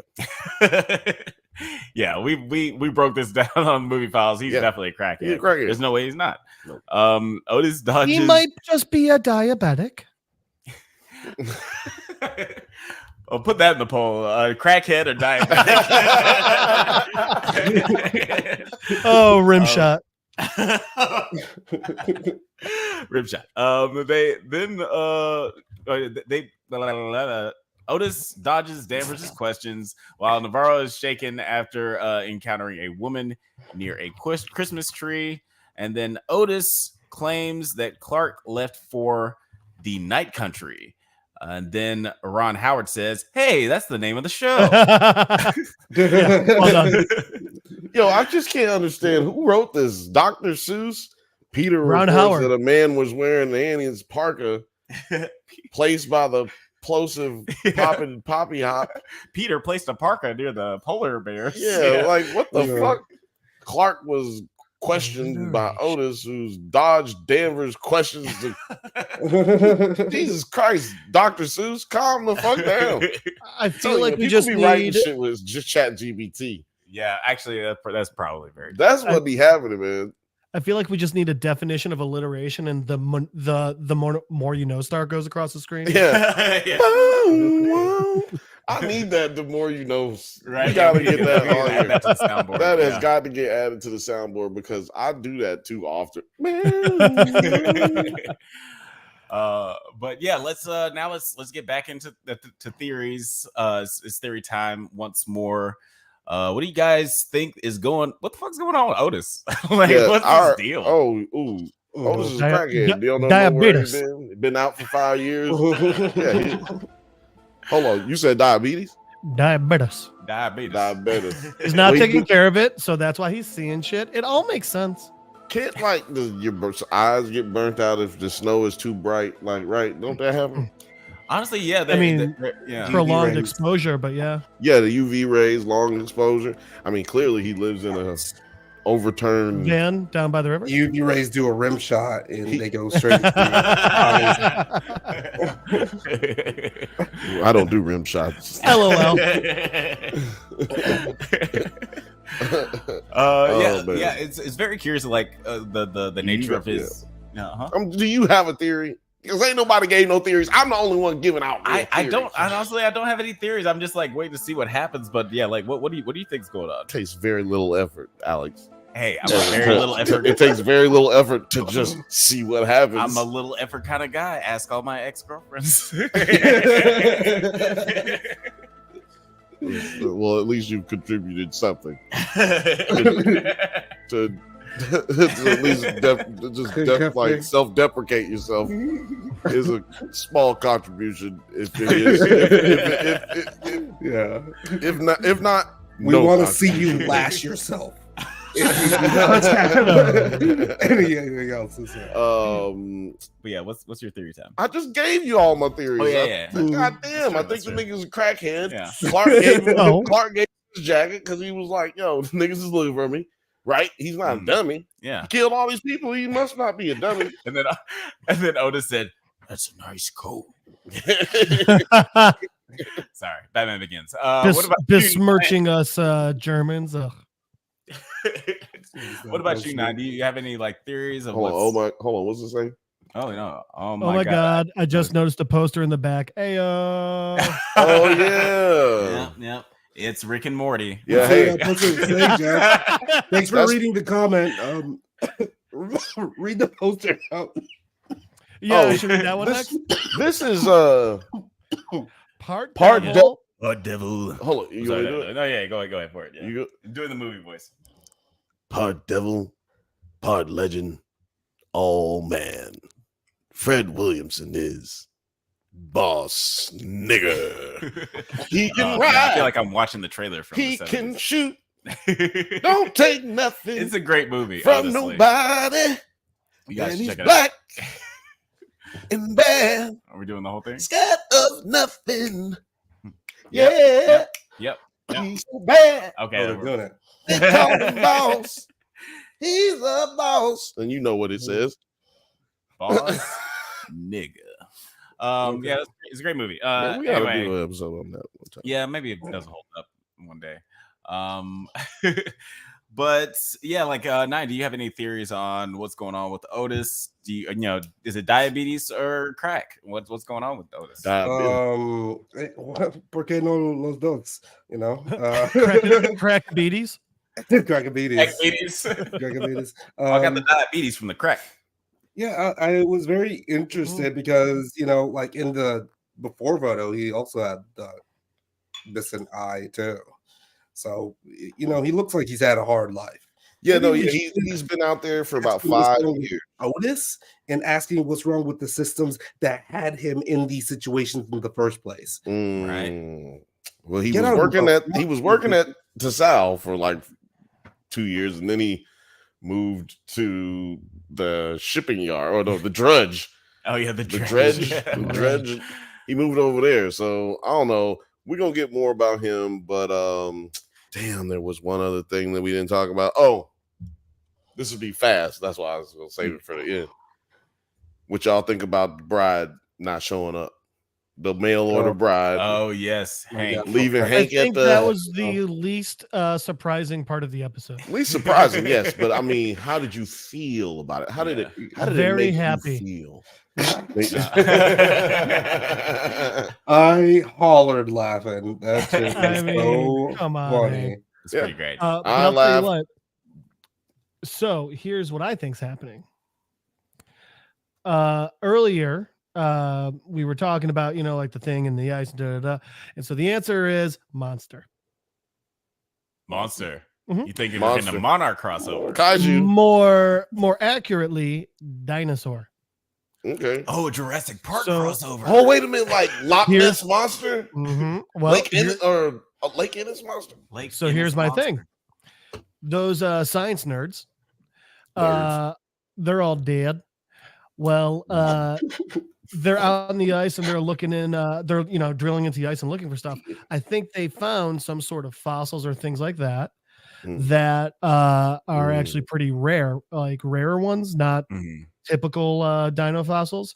And I think the issue is the mine found out, and here's the problem.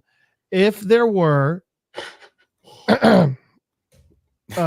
The Morgan said in the chat, nobody did the Monarch line. I'm leaving. I'm sorry. Monarch. I pronounced it wrong. I pronounced it There we wrong. go. I apologize. Yeah, you Wait, read it wrong. And I think it's one of those things where if the scientists brought that to light, it would have been like, hey, this is such a rare scientific find. The mine would have had to stop drilling. So I think whoever owns the mine killed the scientists because of that. I don't know how yet, but I think that's why. That You was know also what? my theory last night, to be honest. Yeah, you don't have to know how it's gonna happen. You just have to have the theory. Baby. Yeah. You know what I'm saying? Hey, and no one's gonna fact check us on this. Nobody's gonna be like, "Hey, I That's the heard you on beautiful thing episode 152. You said, nah, nobody." The only Right. theory for how I had was like something to do with like an EMP or some shit, and I really hope that's not what's happening. Oh, Right. man. Take us back 'Cause, to the oh, 1990s when because- the EMP was a major plot point in every movie. Everything, yeah. Well, I was thinking that because I mean, you know, electrical there's obviously the electrical signals in your brain, so I was wondering if like there's something with that. Plus Danvers noticed that in both the Anna, was she the one with the phone, in hers and in the phone from the actual science lab, both times right before shit went down, lights burst. Right. So- and they mentioned that there was like some sort of electrical Yeah. interference going on. Yeah, Liz is a real detective. Yeah. A true She's detective. a true detective. Some might say She's- that. Liz is a true detective and a real hoe. Yeah. Hey, Mhm. Someone gonna cut her Look. fingers off. I do not think she's a hoe. I think she's bored. Oh, Um, God. That's true. Yeah. And everybody's watching Hey, Elf, two nigga. things- You got to be bored. Shit. Hey, two things can be true. Yeah. So yeah, no. Damn, what was I about to say? Yeah, no, I think that there's a theory. I don't know what's going on, but there is a theory that Liz and or Peter or Pryor, what's his name? Peter Pryor picked care of polar bears. Right. Pryor. Is his full name? Richard Pryor. Richard Peter Pryor. Richard Peter Pryor. Pryor. The theory is that him or Liz are pranking him because Liz is always saying she's on Tinder. Liz is always saying she's on Tinder, but so you think the fake bride was Liz fucking with him? Yeah. The theory, that's not what I think, but that is a theory on the internet. Since we was that's just a theory. A film theory. That's right. R.I.P. Matt Bat. He's leaving YouTube. Oh shit. Yeah. R.I.P. Everyone's leaving YouTube. Who's leaving YouTube? Matt Bat. Yeah. The film theory guy. The film theorist. Game theorist. Well, shout out to him. Theorist. Sorry about your loss. Thanks for watching. Give us your channel. Hey, sometimes it's it's hard to do this YouTube game. It's not everybody has a classy show like this one. Yeah. But yeah, guys, if you have any thoughts or theories about how the series is gonna pan out, please leave it in the comments. Let us know what you think is going on with the polar bears, the dead kids, like all the craziness that's going on here. But we're going to move it right along to our second topic of the night, Amazon Prime's Mr. and Mrs. Smith. Such an interesting show. Here, where we're going. Here we go. Amazon's Mr. Smith. This is a really interesting show because it's actually been in development for quite a while. This series was announced on February 12th, 2021 as a reboot based on the original film that was starring Angelina Jolie and Brad Pitt. We all remember that crazy movie. Brangelina. Everybody was crazy about it. I don't know if it's considered a good movie, but it's one of the best gun porn movies of all time. Yeah, it's like the best porn with no sex. It's weird. No. Gun porn. Okay, relax. No. Yeah, you just gotta relax. No. It's definitely have a lot of gun porn, but yeah, I'm just saying, it's also one of those weirdly hypersexual movies where it's not weird. They're married. I mean, goddamn. They married, man. Marriage and hypersexual. And they married in real life. Actually, this is the They movie. didn't have. Let's just talk. They did not get hypersexualized until they started killing each other. Hold on. Let's just talk about. Hold on. Let's just talk about. Since Alex brought up the movie, let's just talk about what we're talking about in the way that we need to on this channel. In the year of our dear Lord. Swear to God, I thought I was going to ask it. 2003. Was it 2003? Oh, it was 2000. In the year of our Lord. I'm honestly guessing there. 2003. We had a movie that ended the marriage of Brad Pitt and Angelina Jolie. Brad Pitt and Jennifer Aniston. This movie came out. And on the heels of the movie coming out, we find out that during the making of this movie, Brad Pitt episode 6 ended up having sexual relations with. Yeah. Brad gonna have relations. Brad gonna have relations. Brad gonna have relations. And then he did have relations. And then him and Jennifer Aniston broke up. And people thought it was a scandal. It's the most celebrated affair in all of right. But now but people thought it was for the publicity. Right. They still together. They broke up. They broke up recently. No, right before Once Upon a Time. They've been done.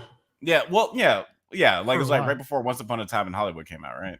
That they broke up. Well, that's not been done. They probably still fucking. I don't know. Y'all crazy. It's hard for me to keep up with all that kind of stuff. But they did. They were that was like 3. That's 3 years ago. In September 2016, she filed for divorce. Oh wow! I didn't realize it was that long. God damn. Yeah, it's almost and there's been all these allegations coming out Like they've been having a long court battle or whatever. Also, FBI in Los Angeles Department of Children Court and battle Family means Services they not divorced. then confirmed they were investigating Brad for alleged child abuse following an incident on the family's private jet. That's because they That's the court ordered battle, children, which I'm talking about. Look, they both gonna get child abuse. They both ordered a child from across the seas. Hey, multiple.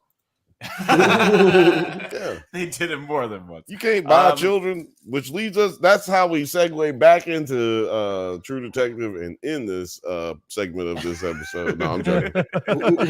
we're going back seriously. We're going back into that. We just wanted to give a brief history. Yeah, because that is like that movie has a weird history and weird fascination around it because it's such a nothing movie, honestly. Like it's fucking great movie. Sorry, I'm joking. It's one of those like strange movies that, like, you know, it has two of the biggest movie stars in the world playing these kind of generic characters. Two of like the most beautiful people in the world, like right? It's kind of like that movie with like Reese Witherspoon and Chris Pine, where they're just or Ashton Kutcher and yeah. You just naming white people in my mind. No. I mean, I'm not saying you wrong or you don't know. Well, what so here's the thing. Around this time, there were other like, you're a spy movies. Like there was Night and Day, with Tom Cruise, and there was one with Ashton Kutcher. I don't remember the name of it. And then there was Killers. one with Chris Pine and Tom Hardy.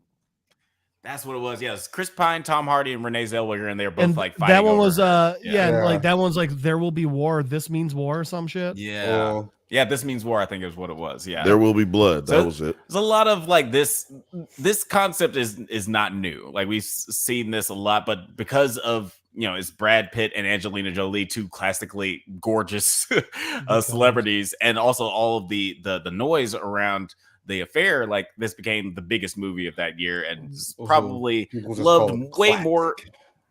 Wait, what'd you say? People just call it a classic now, undeservedly. All right. Well, so here's the thing. Yo. Okay, so it's a classic gun porn movie, not a classic movie. Bill just wants this to be a porn movie. So here's the thing. Gun porn? Yeah, gun porn. Of course we have. Yeah, I mean, like there's John Wick though. Mr. and Mrs. Smith. 1,000 times better. And that's called John Wick isn't a classic because it just fucking happened. A classic is the one that came before, and it came 20 years ago, so that's a classic. This movie came out in 2005. Gun porn movie. Yeah, and then I don't have to die and all that. And then the other three spy movies we just mentioned came out 2010, 2010, and 2012. So the fact is, this kind of was the one that spawned those three.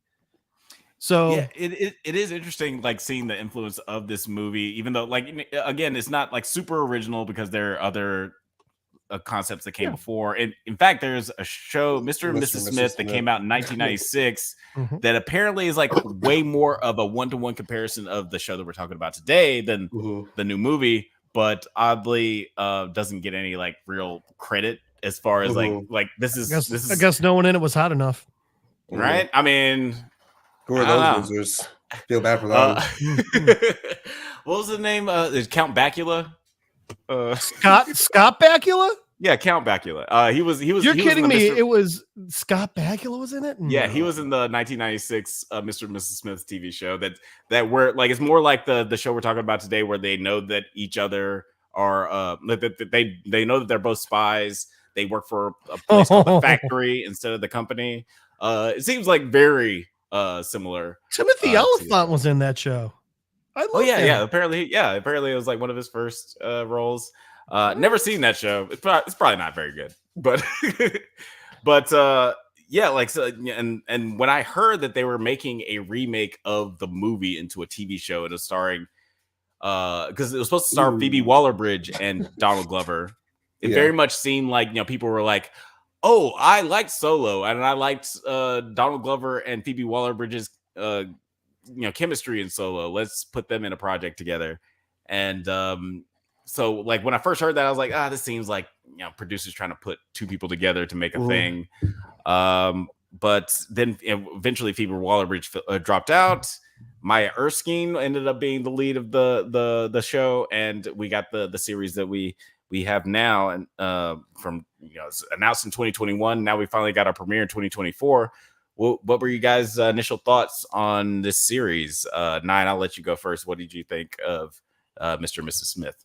I thought it was fantastic, actually. Especially if you the big payoffs come, right at the end, which of course it's a series, but they really had a great time of building their chemistry. At some points, it was actually hard to watch because I was just like, "Ooh, this is like a clear allegory for relationship struggles." I was like, and sometimes I'm like, damn. I was like, damn. Ooh, okay, this is making me feel a bit uncomfortable because it's reminding me about some of my traits in relationships and some traits that I've seen my partners exhibit in relationships as well. But I think, boy. yeah. So, but that's what makes it good. What makes it worth the watch. What about you, John Smith? How did you feel about this series? Yeah, the movie was better. Oh no. All right. I will say the movie, while not a good movie, is a fun watch sometimes. It's like Hot Tub Time Machine. It's not winning Oscars. It's not meant to. It's meant to turn off your brain and just have a little bit of fun, Now, that being said, the show was fantastic. It was really good. Don't think, if you haven't watched the show yet, don't think you're just watching the movie as stretched out. It's not that at all. Right. I thought the chemistry was good. I agree with Nine wholeheartedly. I thought they did a good job of building it and making me feel super fucking awkward while they built it. Building it. Building it. Very clever Bill pun that you just slid in there, John. I appreciate it. I appreciate it. And will they or won't they? Yeah. Oh, yeah. Anyway, yeah. Bill there, won't they? Will is Bill. Calm down. Let him cook. I like what he's doing. Bill. I think the strongest thing of the show, though, was 100% the acting itself. Like the script was okay, and the directing was good, but the actors, both our two main characters and the side characters, really pulled it out, and I thought did a great job. Yeah. To your point, yeah, it's nothing like the movie. If you've not been watching it because you feel like the movie was stupid, then you should probably watch it. Or if you haven't been watching it because you thought the movie was good and you don't think it deserves a remake or wanted a remake, get better. Right. It's which I would fall under that category. No, I'm joking. I did think, who needs this? Like, who's asking for this? Yeah, that's always the question we ask on the Drunk Banthas. Excuse me. I'll be getting a fine on a Dan Lepetard show, but we always ask that question. Hey, who's asking for this though? Like, why do we not make more original content? Well, this is that original content. You could almost argue that the other Mr. and Mrs. Smith don't even got nothing to do with this. You could argue that it does or that it's connected somehow, but really the company operates in different ways, less comedic 90s like ways. Right. Yeah. Even though Mr. and Mrs. Smith came out in the 2000s, early 2000s, it has very 90s. You can tell when it was written. Right. Yeah. We need to do Does It Hold Up? This is definitely a Does It Hold Up candidate. It's on the list? Yeah. It's a what? Does it hold? That's right. Every other Monday on the Drunk Banthas channel. Yeah, this would have been a great one to do for this month, but it's Black History Month. It's too black for this shit. That movie's too white. I wasn't saying that movie's too black. I was just letting people know. I was just letting people know. Too black. It was all black this year. It's all black Too noir this month. But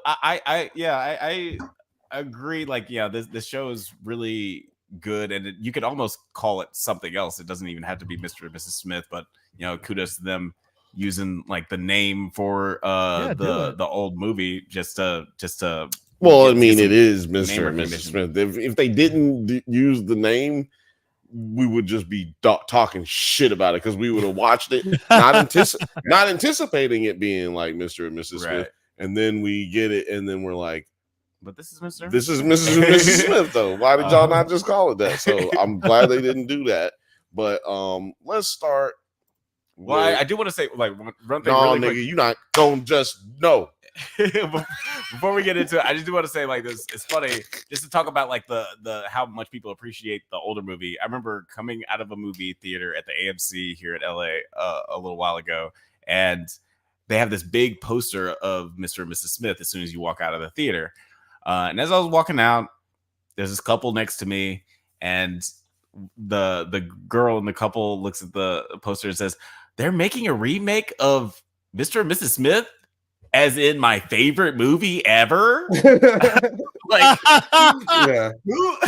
Who thinks that Mr. and Mrs. Smith is like the best? That sounds like something that That's Congress what I'm saying. lady It's that ridiculous. was like Yeah, giving hand jobs at the play. The- That sounds the- like something she the would say. Beetle jerk off. Yeah, it sounds like something that like a Beetle woman like that would say. I'm not gonna say Yeah. her because I don't know her personally like that. She has those But if character you would give a traits, hand yeah. job in a theater with a lot of people there, that's who I think that's the kind of person who would say that. But I thought that was interesting. Something. I didn't wait to figure out like whether she was saying that in a positive way. It's like, oh, I'm definitely gonna watch this show, or it's like, fuck that, you can't ruin the Yes. original. Yeah. You are right. So, but Favorite movie is actually insane. Yes. insane. Oh man, she made a point. That's the saying, type of girl who her favorite show's the Kardashians. Right. Just Speaking- give her yeah. pretty people and nothing else. Yeah. And Speaking yeah, of actually, that's true, yeah. speaking of insane, Mm. you'd have to be almost insane to take a job in which you don't know what you're gonna be doing. Yeah. You're gonna marry somebody. You just know that you're gonna be like spy shit. They don't even really tell you it's a spy. You just like, oh, it's some spy shit, and you're gonna get married, and we're gonna pay you heavily. Like we're gonna pay you more than we should probably even pay you.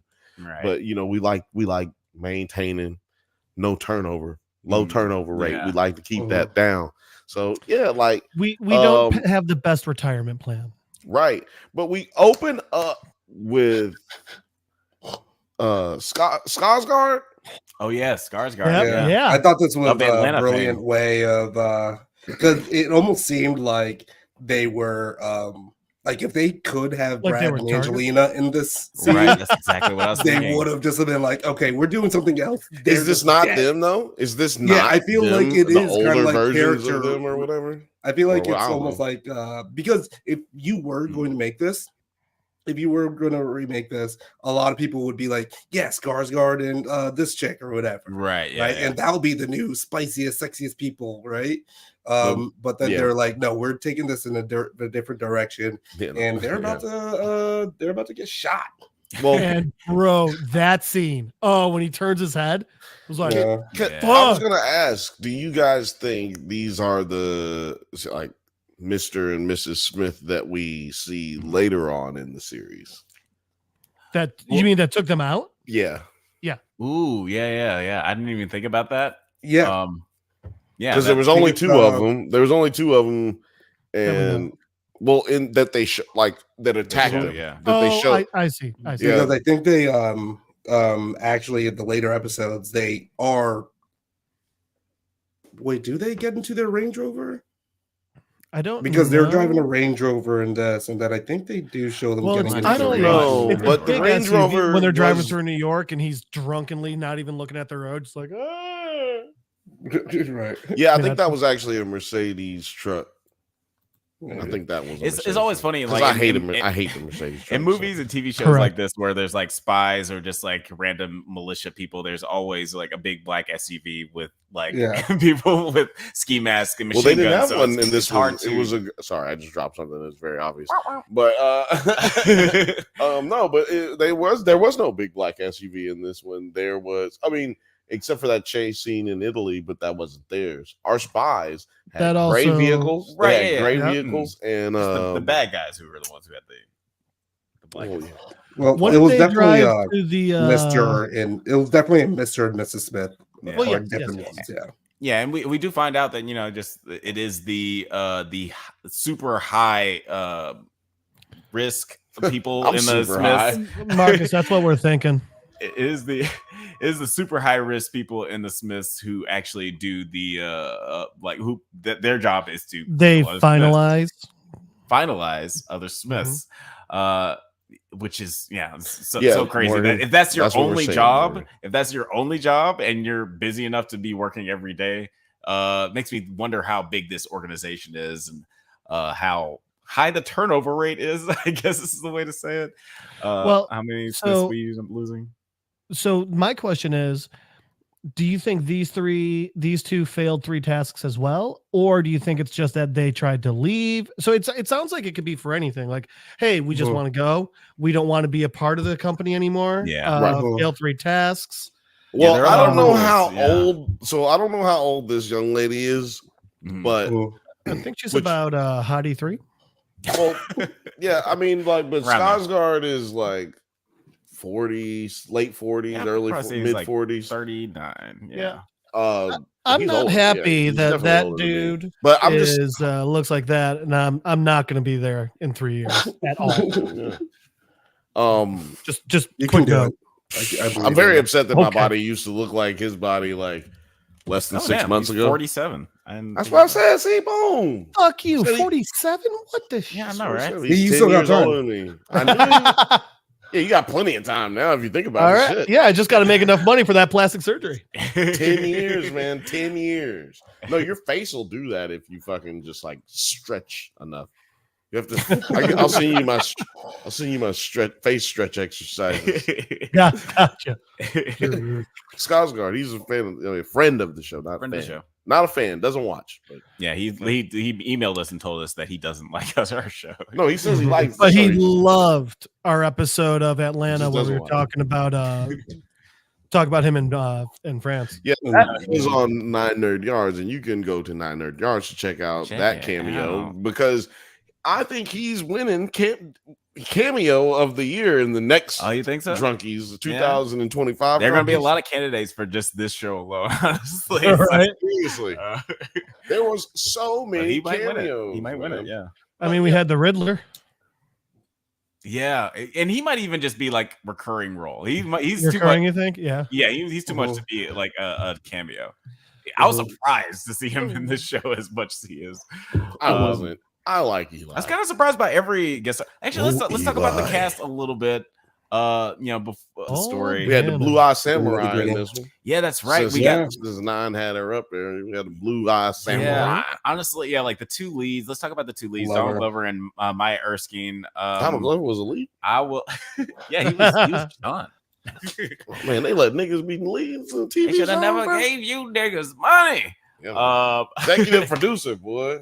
But yeah, like what Nine, Yeah, I'll let you go first since you are like the official Atlanta aficionado. What did you think of just like this new like Donald Glover in this role and his chemistry with Maya?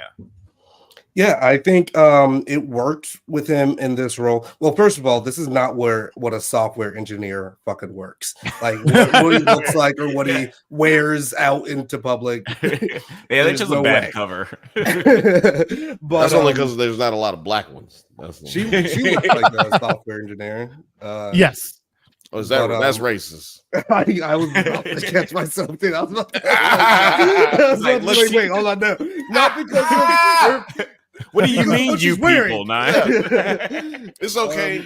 It's okay. If she was but- Nigerian, we would have said the same thing. So it's just like Well, we just say it about foreigners. There can never be a smart American person, can it? I mean, the thing the that evidence works, proves that.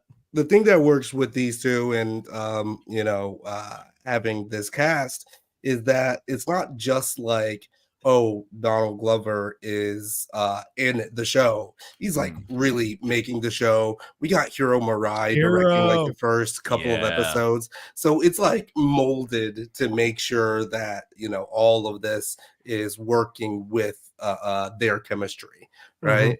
So that's to their benefit. I think if it wasn't like every piece that's working together, then it would feel a little bit weird or a little bit disjointed.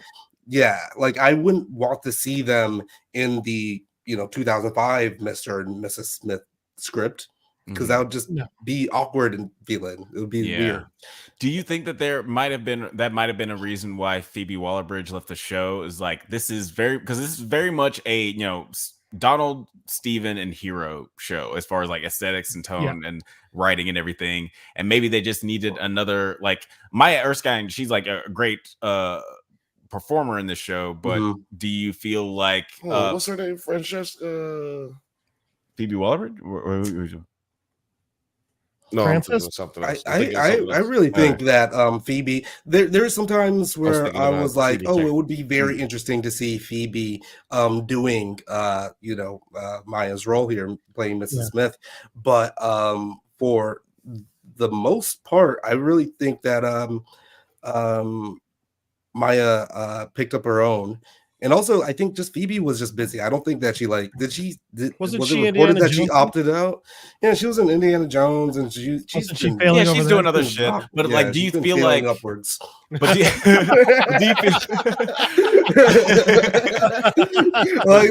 let's read that before you Film Age says the chemistry felt like chemistry felt like it was lifted from Atlanta, but they both delivered such real performances when grim information was told to them. It was a dark awkwardness, which is definitely also very much akin to Atlanta. I thought she fit right in as far as like the style of this. Not you guys other as well. Like first of all, I put a poll up, or it's a question. You guys can maybe ask. On the Drunk Banthas. Yeah, it's on the Drunk Banthas. So not watching from there, Film Age, or as I said too, if you're on the Nerds at Night, then you may. I might do a poll too. I might do another poll, but is Mr. and Mrs. Smith peak cinema? Because I think that's what Isaiah said at one point earlier. Right. And I thought that was a good one. Like, is this peak cinema? Is this what that is? Because I mean, I like that hypothesis. I mean, this is definitely peak TV. This didn't come out in theaters, so it's not. Oh no, cinema. I think that was still in regards to the Brangelina in this. Oh, yeah. Oh, well, in that case, answer that one too. Either or. Let's get it going. Get the let us know in the comments. But yeah, I'm gonna get another poll going here soon.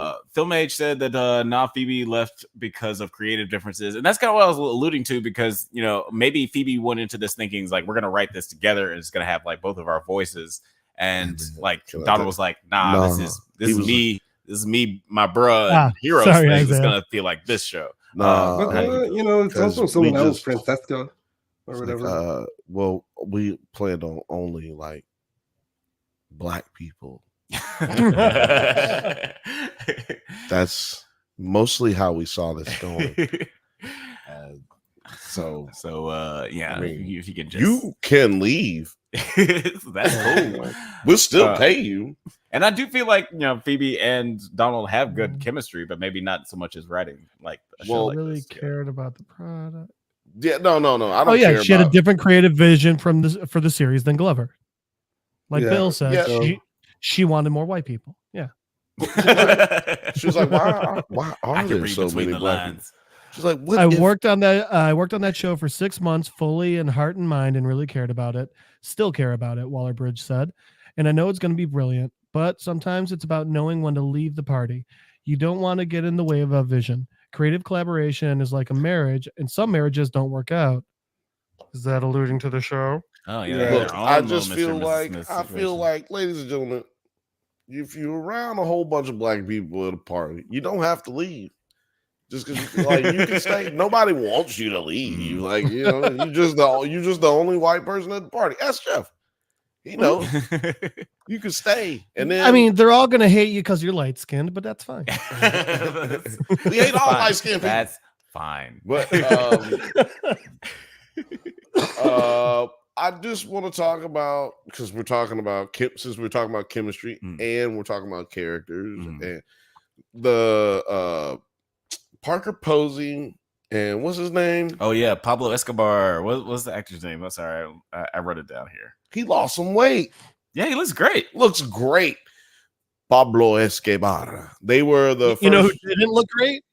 Shirtless Ron Perlman. Hey, that's a brave. First of all, those were CGI man boobs. Okay, those were CGI man boobs. Wagner Moura and Parker Posey as Mr. and Mrs. Smith. Mm-hmm. How did y'all feel about the chemistry between them and the other Mr. and Mrs. Smith, our testicular characters? So like the couple, the other couple. Yeah. I like in the that first episode that we see them in. Other Smiths. Yeah, in the credits they're listed as second other Jane and second other John, which is that's what they're listed as. Yeah, second other Jane, second other John. Yeah. What about you? Yeah, Nine. What did you think of these characters?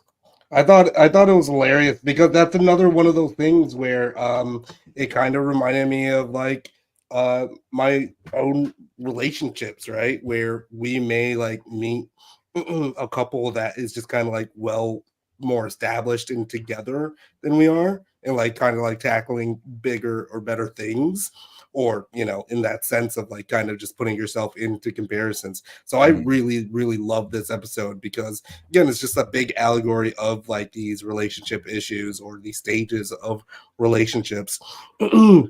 But these two together, they were just so like insufferably good, right? I think they were perfect as like just being their foils. And I was waiting for them to reappear too. So I'm glad that they did follow up and bring them back into the fold. Yeah, that was because there are a lot of cameos from huge actors that come in and out just only for one episode. But it was nice to see them end up coming back because they're both really strong actors. Parker Posey, one of my fucking favorites. Yeah. And it was really, really great to see her in this role. We got a new poll up right now. No, something stronger, like met anyone. Oh shit. I just didn't want it to be. I was gonna do the sneezing thing. The three God. seasons. Find it. Yeah, you can Find pull it up.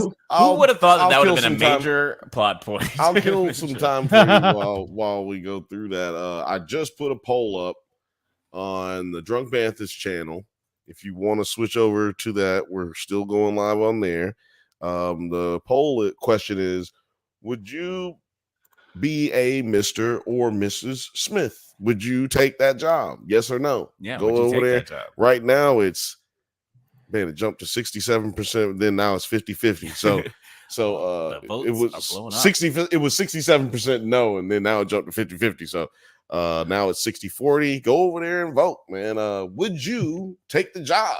Which is really interesting to me that this is already like neck and neck. Yeah. So like, because Pete, like, it's already a heated battle. So I want to ask y'all, like, would you take one of these jobs? You know what I'm saying? Like, or a job, this job. Like, would you take this? Especially considering the interview process. You saw their last interview was a conversation with a computer, Yeah. a kiosk, even, and not even like a computer, A not computer even a laptop. that eats nail clippings. Yeah. Well, that's where your Hey, you good gotta DNA eat. be at. You That's gotta that good DNA. I love it. Yeah, I thought that was like really interesting. Where first of all, I don't know if I'm the only person who thought of You are. I'm sure I was. I thought of Girl with the Dragon Tattoo because in the David Fincher one, every time Elizabeth would say hi to the people that she actually liked, which was only two people in the movie. And that's the only time I've ever heard anybody say, we only got two, Mr. and Mrs. Smith. Like, you got a Mr. and a Mrs. Smith. So hi. Yeah, and I'd never heard anybody say hi before. But guys, leave it in the comments if you're as demented as I am. Well, you know what? Yeah. I'm not tooting our own horn in any way, shape, or form. I'm just trying to point out how good the writing is sometimes, we really relate. We're about the same age as Donald Glover. We come from the same area as Donald Glover, basically. Like we really gravitate towards a lot of his writing because he's seen a lot of the same stuff that we've seen when we saw it. You know what I mean? So because of the proximity and because in the South, we get things like late, like shit hit late in the South, and other people be done with it by the time it gets to us. The 90s didn't hit the South until until like 2004. Maybe. I don't know. Little Frothy says she be saying ha ha. Hi, hi.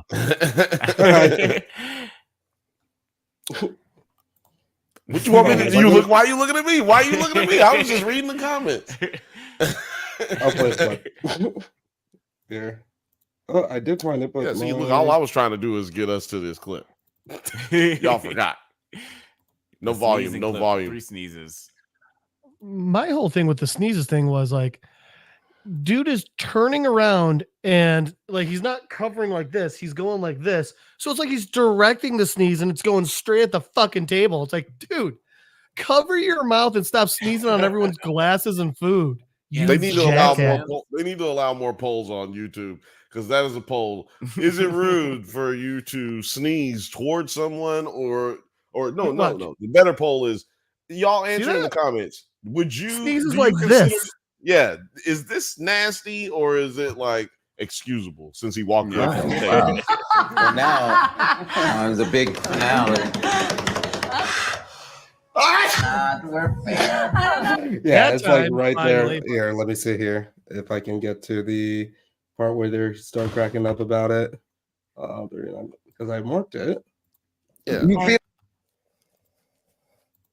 It's like, oh, we go to parties and we sneeze in threes. Like, I know, in threes. I think he faked the last one. Yeah. The first two, I'm like, okay, real. The last one, he couldn't get it out. He was like, there's all this. Also, like a lot of people sneeze in threes. It's not unique.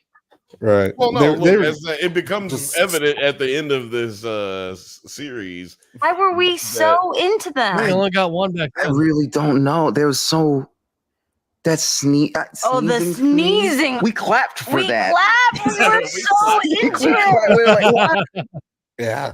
Their chemistry in this is just really good. I just want to answer the question in the comments. Lil Frothy said, "Who gets shit before California?" I was talking about Alabama. Okay, we're from Alabama, Birmingham. He's Australia. from Atlanta. Atlanta is the same. Yeah, if anybody's getting it before California, it'd be Japan.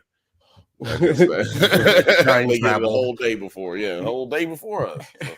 I will say, like, real quick that I really love Maya Erskine.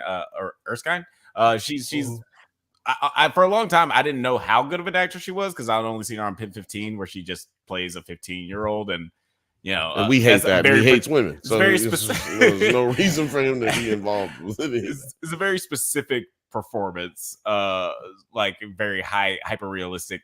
But then, like, I saw her in this movie called Plus One with Baby Quaid. I wanted to check that out because I was looking into her. It's Baby Quaid. Wait, Baby Quaid. Yeah, that's the boys. Go out and check the boys. Yeah, go out and check out the Drunk Banthas podcast if you haven't seen those on the boys. We covered the boys. It's actually rated pretty well too. Yeah, it's a really great movie, and honestly, when her performance in that is like really sold me. It's like, oh, she can do anything. Like she's phenomenal in that movie. And we talked about how she's the Blue Eyed Samurai. So, like her being in this movie, I mean, this show just like made perfect sense as far as like the kind of style they were going for, just like the more realistic aspects of two people getting to know each other, going through the trials and tribulations of being in a relationship, but just with that weird espionage twist, which I think makes this show really, really interesting. I'm gonna go back to that, but Film Age said Maya is a sleeping giant, and I do think that is true. It's interesting that she's in this with Donald Glover because like 10 years ago, me and Alex were saying the same thing about Donald Glover. Yeah, right. Yep, Like yep. we've been knowing about Donald Glover before he was on camera, because Back when he was writing for 30 Rock. Yeah, because they 30 Rock does a joke about him in one of their episodes because he won an Emmy, and they mention his name, like Liz Lemon mentions his name while talking to what's his name, Jack. Oh yeah, yeah. And it's just like, what? Who is that? Google. Oh, this guy? He's got a YouTube channel with a fucking terrible movie on it. Oh, okay. This guy's cool. He won the Emmy. It's a nigga writing. They got a real token in there. They got a token that's writing for token. Okay. Like, so it's we always saw him as like a sleeping giant. Like, this dude is, if they let him really cook, this guy could really do some good work. So yeah, I like that mindset of, Maya is a sleeping giant, and there is that. Look, she's already a pretty popular voice actress, so it's very rare that those two things cross over. Yeah. I'm talking about talent wise, the talent transition, transcending both mediums. So man, I think that Phil Mange is right. We got another sleeping giant right here. Yeah, She's an Asian all-star. Asian all-star. We y'all, if y'all watch Doesn't Hold Up, y'all know we have our Asian all-stars. We got Asian all-stars. We don't have any white all-stars, but y'all got enough all-stars. Yeah. No, we gonna start doing white all-stars too, but yeah. That's called season 4. This guy. Oh, it's just he ran. Look, I like how he literally tried to pull just a like one. Yeah, he just I mean, there's a bunch of all-stars on that one. Shit. Right there. Adam Scott. Oh, first of all, Adam Scott, Lizzie Kaplan, but Lizzie Kaplan is. They're both white all-stars. Yeah. But man, I delivered a pizza to Adam Scott. Yeah, he's a cool guy. He's a really nice guy. He looked like he was mad that I acted like I didn't know who he was, though. He was actually kind of mad about it. And even speaking to the Donald Glover of it all, I do like his performance in this show. I do like how it doesn't just feel like it's earned if he was a spy. Like it does feel like he has a little bit more like of a machismo to him, a little bit more bravado, even if it's just like maybe the costume choices that they have, just like the way he dresses, the way he cuts his facial hair. What about you, Jeff? Did you feel like this is like a good performance for Donald? Do you feel like this is very different from Earn? Or yeah, it's definitely different from Earn. What I liked about it was I don't see a better way to do Donald Glover as an action star, like he's running around and he's shooting the guns and he's driving the cars and stuff, but it's not like I just saw Argyle the other day. It's not like that where it's so outrageous and over the top. Like Alex has thoughts about Argyle. Holy shit! Oh, I do as well. We will talk about those later. Yeah. But this is a way for Glover to be an action, like do an action role and do it in a way that fits for him. Yeah, because the show is silly. I wouldn't say it's like as quippy as like 2005 Mr. and Mrs. Smith, but yes. Hold on, wait a minute. He gave him some love over there. He gave Brad Pitt some love. No, I don't like the quippiness of 2005. It's just like, guys, just chill out, like let's have a moment to breathe here. And that's what the show provides. It like can be silly at times, but also it can, get at the heart of like certain issues. I think that it is Atlanta. In 2005, I know I'm gonna say some. I know it's controversial for me to say this. That's why I'm gonna roll a blunt. I'm saying it. I take. I'm gonna roll a blunt. Excuse me for the noises that come out of the blunt. I mean, the soundtrack was pretty much all Paperboy. Well, no, that's exact. I'm so glad you mentioned it. So, because music segues right into what I'm talking about. It is Atlanta in the sense that almost every shot is the same. It's got very hero aesthetic. I mean, like it's very. This is not a negative criticism. No. This is merely an observation, is what I'm saying. I'm not saying anything right now. I'm giving a caveat because my voice is deep, so it sounds like I'm being negative sometimes. But I use a lot of fucking curse words.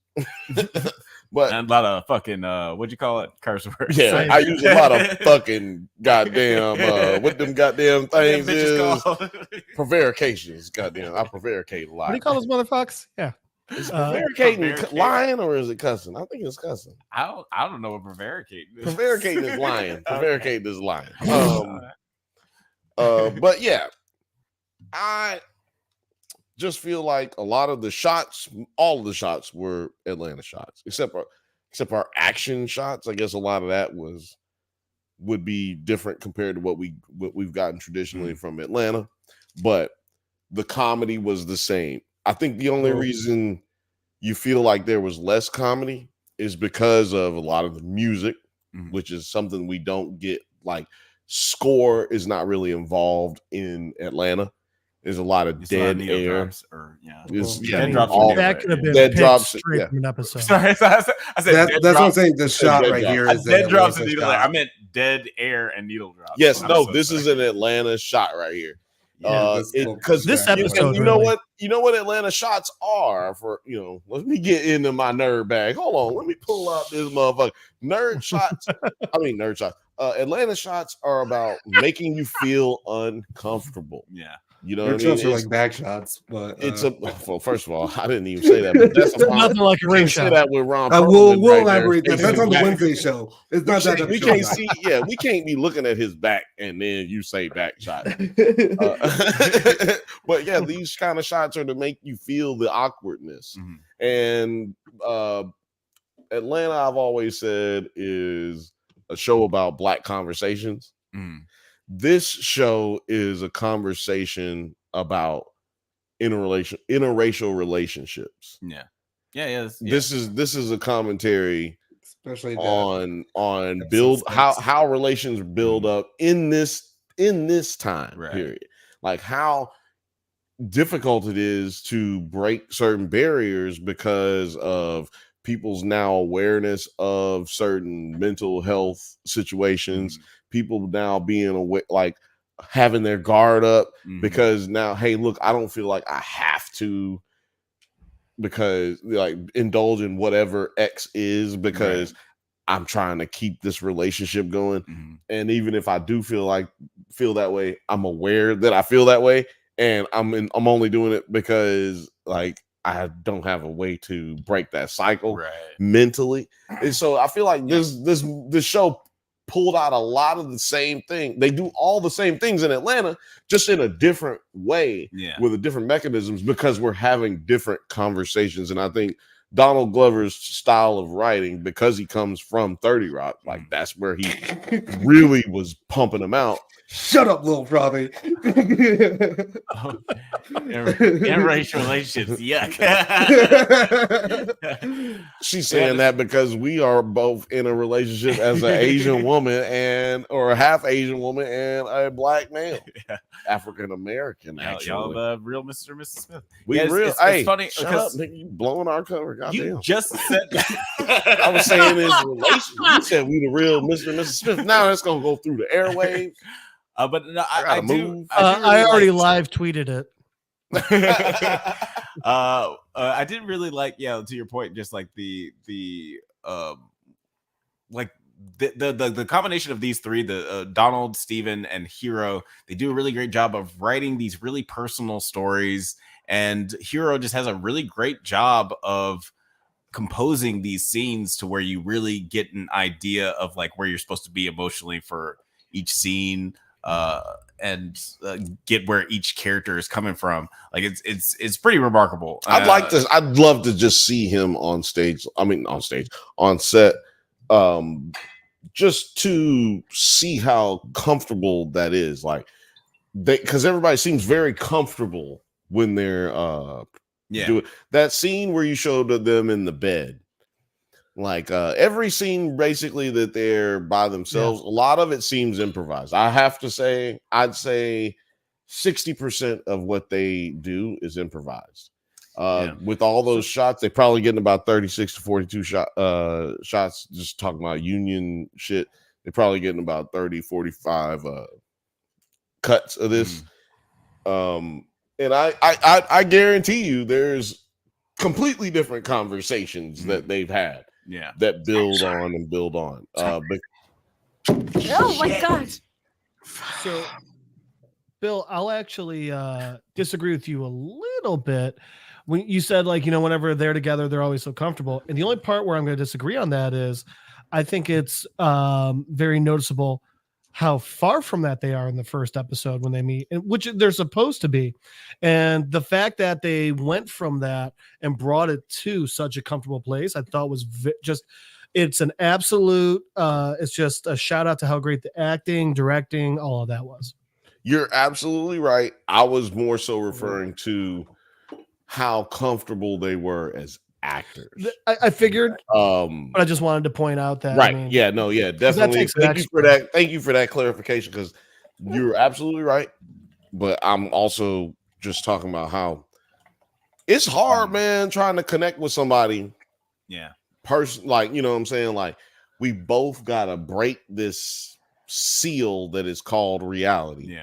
And go into this fictional situation where we both are trying to connect without connecting, where we have already connected and have already had conversations and we know each other. Now we have to break separate ourselves from reality, and we also have to make it feel realistic and pretend that there aren't all like a bunch of lights and microphones and 50 people behind the cameras waiting for us to finish, so which is why I think they did it with I think they added a lot of improv.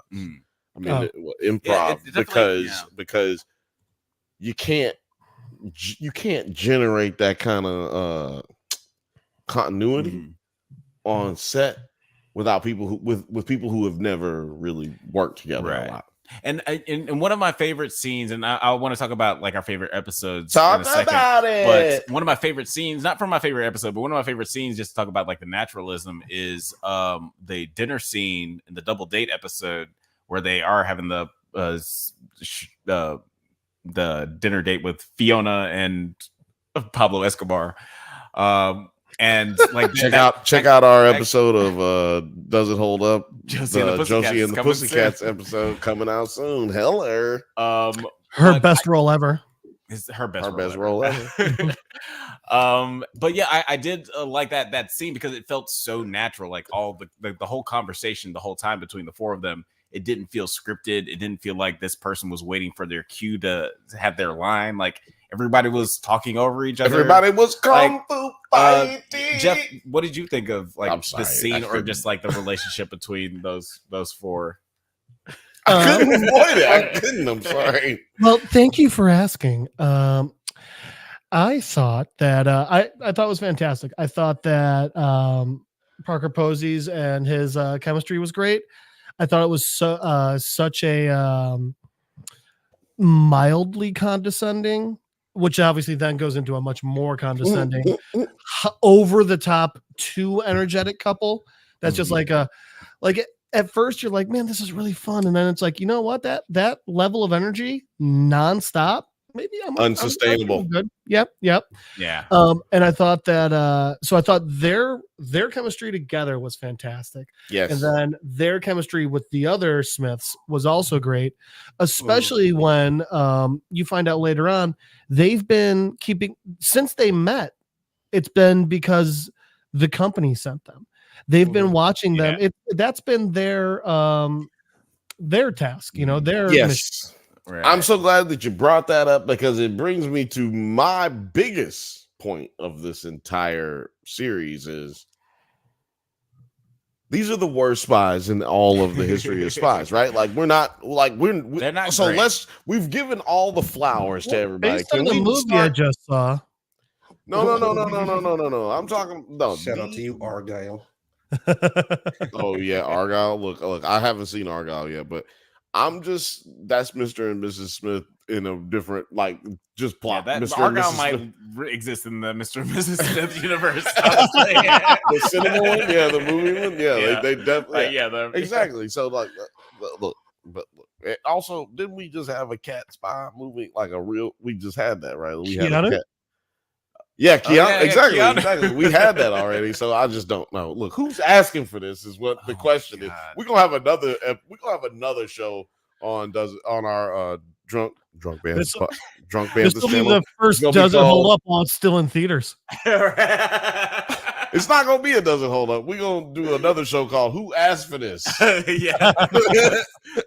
Who the fuck asked for this? Who the fuck?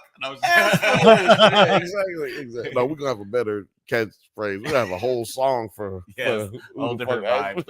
Who the fuck asked for this? It's gonna be a trap song. I'm gonna get Future this. It's just gonna be the most uncomfortable noises, just like screeching and shit, and like glass breaking. Yeah, no, I might have to see. No words. It goes way too long. Put it in the comments. Should I do a rap album for that, or a rap song for that, or a rock song for that? But what was I saying? What was the question? Well, actually, what were we talking about? Oh no, we were talking about what were we talking? What show are we talking about? Mr. Smith. I'm joking. We were talking about the worst spies ever. Yeah, I'm sorry. I was sorry. First of all, that was just a joke. I totally forgot. That's fine. That's fine. I know that's what happens on this show, and I just want to play to it. But they were the worst spies ever. Like, okay, you see another Smith, right? But you've been explicitly told not to interact with anyone else about your proceeding, right? Yeah, your smithery, your Smithsations, your Smithsonians. Yo, put your best Smith pun in the comments. Let's get it going. Let's get the best Smith puns. Wow. I will give you a free Drunk Banthas t-shirt if you have the best Smith pun, and then go over to Instagram and DM us at the Drunk Banthas so I can get you your. But to your point, of them being like the worst spies, I do like how at the end of the series, Paul Dano's character kind of just called out the absurdity of their lives. It's right? Dude, you guys are living in downtown or in Brooklyn. You guys converted 2 brownstones into one, added a garage. That's a $25 million. And you guys are software engineers, but you guys seem to just be all out of the place all the time. What? What's going on with your life? Eli is an investigator, man. And I drink your milkshake. And the funny thing about it is, I don't know about you guys, but what in episode 1, especially with the interviews and everything, I'm just sitting there. I'm like, this is how you pick master spies. This has to be the worst way to do it. You don't even put them through training. You're just like, go they're also they're all plucking them from they're plucking them from terrible situations, right? Yeah, but so the entire interview process and all that jazz. I'm just like, no, this put it in the comments. Do you think the company or the Men in Black have a better screening process for the same one? Is it not the same exact? It's pretty similar. But I would say it's better than 2005 screening process or how their organizations were set up. Oh, because in 2005 it was Angelina is part of her company and they have one. It's all women. Yeah, and that's so weird. It's the times, man. It's the time. That doesn't. Two things can be true. It can be weird and also. I just feel like it's not weird. It's just. It's called. We live in progress now. Right. So it's not weird. It's just progress. You know what I mean? This is what makes it because I'm just saying. 5 years ago. 5 years before that movie gets put out, they can't do that movie because why is there women in this movie that are even talking to each other? I'm just saying, there's a reason there's a Bechdel test, and there's a reason that women ask for more equality is because they wasn't getting it even as early as 1997. Like we not talking about that long. So while true, I would say this is actually an easier comparison would be the fact that we got Austin Powers. It's got an easy one, right? Yeah, no, yeah. Because I mean, like, and I'm sorry, Austin so Powers, much the better than entire what I was point of saying. it was to just point out the absurdity of James Bond in general. Yeah. Which is actually why, by the way, we got the Casino Royale ones where it's like the Daniel Craig's where it's like, hey, let's make a fun, dope spy movie that makes sense. You know? No, that's what we got that. We got Halle Berry actually because of that. Like they put Halle Berry, to your point, she was the first one. That was the first trying to like let's have a Bond girl that's not completely objectified and who actually is capable and is doing things. And it just happened to be a bad Bond movie. But on the Mr. and Mr. Smith comparisons here, because this one is funny because it completely from the premise it converts the whole the concept, right? Because what we were used to is that they don't know that they're spies, right? Yeah.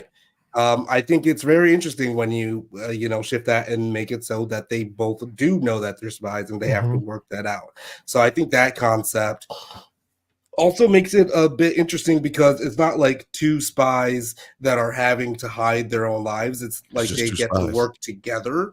So it almost adds to the absurdity of the decision-making process that they go through, in different ways throughout.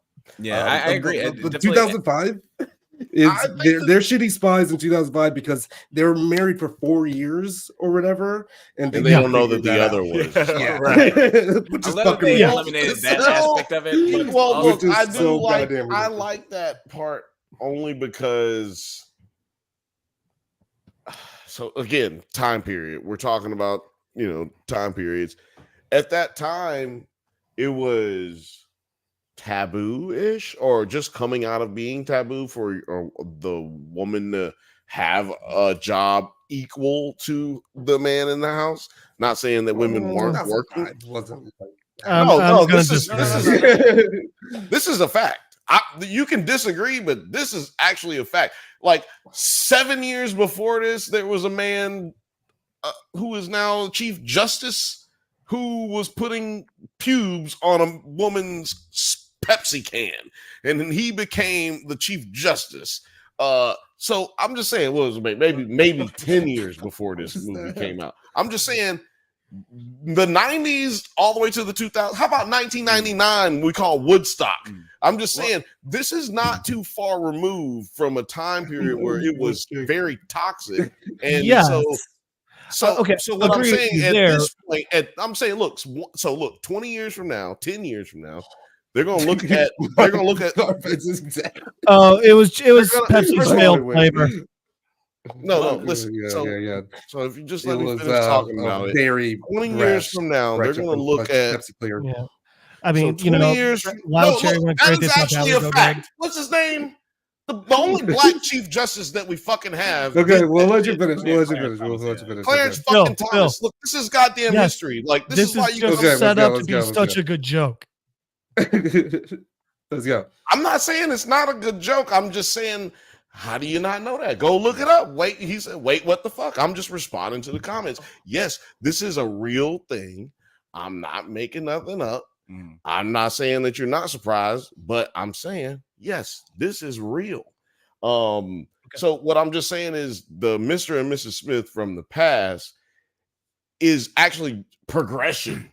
And so like now, it doesn't look like progression, but that's what people gonna say about movies that we watching now 20 years from now. And they're gonna say the same thing. And to your point, like one of the things I thought about when I was watching this movie, thank you, Frothy. There's this new movie called Fair Play that's on Netflix. That's all about two people who are in a relationship. They work in a money manager I like how you job. said I don't know. money I don't know twice. anything about. No, I just Wall like how you Street. said They it work twice. at Biden. I can tell you ain't got no money because you said money twice. They work in like some sort of like, I'm you know, blind.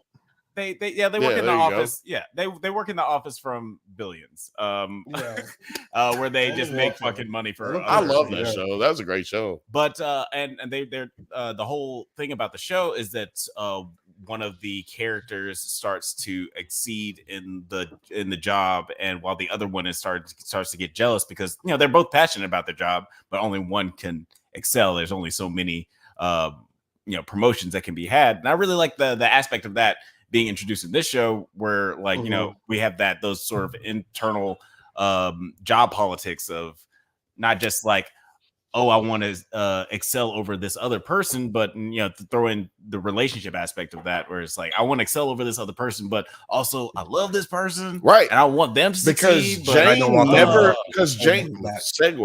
Jane never mentions to John Michael that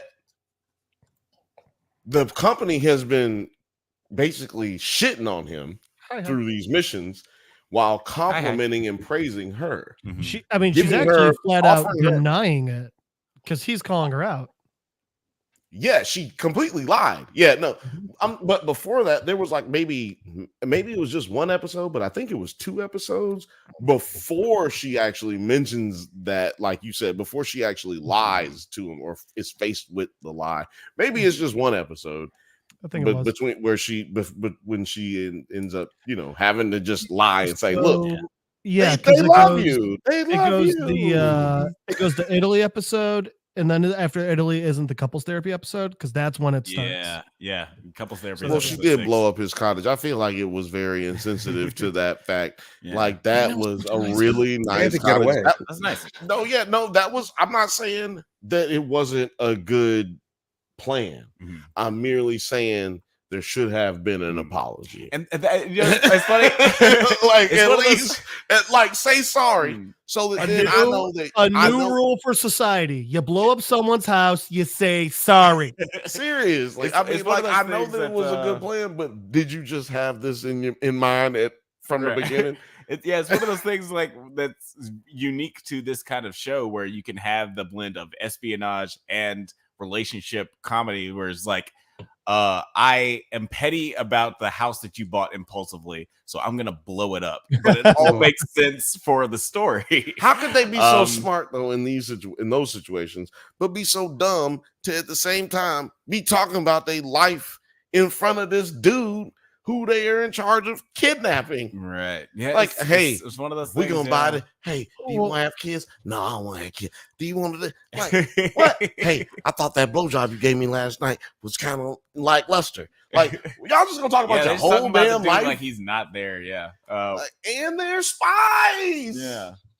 It was Sterling Archer and and Lana. Archer and Lana. Yeah. This was Archer them. And Lana That was all the them. way. They were the whole time, dude. I was kind of annoyed by that. Like, if I had to say anything that was bad about this show, it was the fact that they were spies and terrible. Like, I understand that they're not used to this and they're new, but that's the entire point. Like, they were thrown in with no training. No, but they are alive. This is 2024, 2023. They've seen spy movies. They've seen television. Yeah, that's true. So I feel like that. Jeff, how did you feel about take two people who have no training, who have never met each other before, who are falling in love and all this while in this crazy job? I think that was actually a pretty accurate depiction of how shit show it was supposed to be.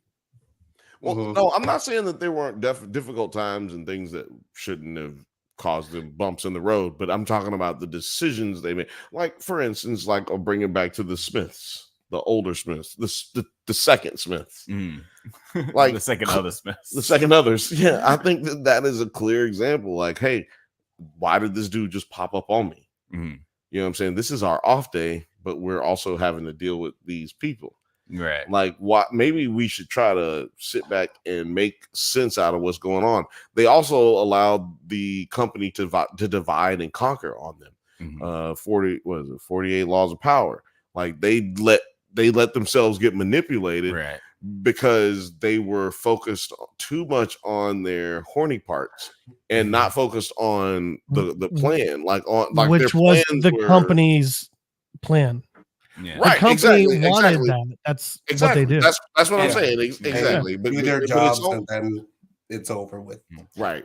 And Nan, I want to hear your take on just like how the intelligence level of the Smiths. But I really liked this aspect of it personally because it kind of reminded me of The Killer, where we get Nobody's seen that except you.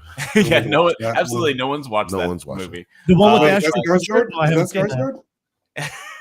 Skarsgård? No, No. that's a different European. No, Fassbender. that's young Magneto. No, Yeah. it's Yeah. Fassbender, Yeah, right? him. But like Actually, you know what? I said Fassbender when I was talking. Like I was talking to Alex in private, and I was like, "Man, it's crazy that Fassbender was in this episode." And and I was just like, "No, you mean Skarsgård?" I was like, "Yeah, nigga, the same thing." You know who I'm talking about? Yeah, same difference. Like Tay Diggs and Maurice Chestnut. That's the same dude. Yeah, that's what I said. Maurice Gibson. But no, I did enjoy the fact that they aren't like super smart. God damn, I actually completely forgot what I was talking about. No, like I think that's I don't want them to be perfect. Yeah, Right, I want them right. to be like in a relationship that actually grows, and then because they're just going through the processes of growing together, and all of these little like roadblocks or whatever. That's just kind of like life, you know what I mean? Man, I'm so yes. Yeah. So like it would be kind of weird if they just all just came in there like James Bond or whatever. I'm only talking. No, I'm just playing to the fact that. Excuse me. I'm only speaking to the fact that there are certain things that they can at least be suspicious about. I mean, Donald Glover is a black male. There are things that he should have been naturally suspicious about that did not. They did call that out. My camera died again.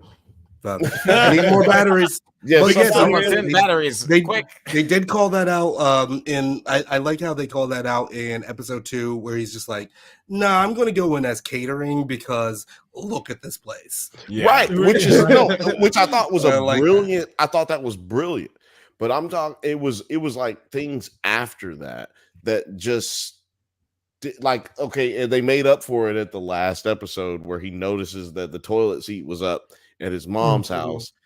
And also, number 2 reason that you should notice, bathroom door is open. Like guest bathroom, downstairs bathroom, always closed in the back in a black household, always closed. It don't matter if somebody took a poo-poo in there or not. You could be a poo-poo or a pee-pee. Motherfucking door is closed. So like that's also like it had to be open because we have to get that plot point. No, I'm saying saying so it spoke. I'm just saying that was another thing that we probably didn't realize. I'm talking about culturally. There's some other people who may not have realized that. So I just wanted to point that out. But yes, he didn't. It must have been Pablo who was there, right? Because he didn't leave the seat up. We know Parker Posey got to sit down when she peed. My thought that entire time was, how dumb is this other fucking spy who's not only leaving the seat up, but that means he's also stopping to take a leak in his target's house. Yeah, well, they seem very I thought about that. I thought about that a lot because I'd just be trying to poke holes and stuff. I thought about that a lot, and I think that I thought because they ended batteries. Thank you, Isaiah. I'm good to use batteries. Sponsored by. I think that because they killed the cat, they were trying to they were killing the things that they were attached to. I think they were just trying to kill just his mother because she wouldn't have noticed that offhand, right? I knew that he was going to be there. No, I know they knew that he was going to be there. There's no guarantee that he's going to walk through the threshold. I mean, the cat was an accident. Yeah, the cat was absolutely an accident. I know. I'm not the first. No, I'm saying so the cat happened first, right? But you're saying that.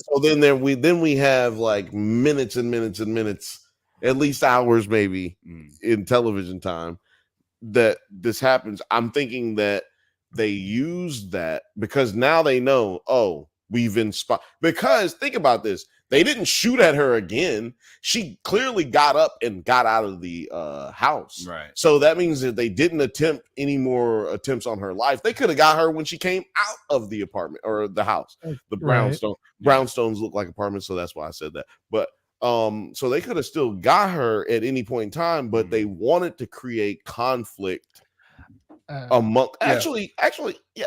I think they just wanted to create conflict once they already had established, oh, okay, we killed her cat. Now we can move on and try to kill his mama because we know that they already have issues with that because clearly they gave them their cell phones. Why does he keep calling his mama with a phone that his job gave him? Before we doesn't make any sense. Before we move down with that, because that's like that's the last episode, right?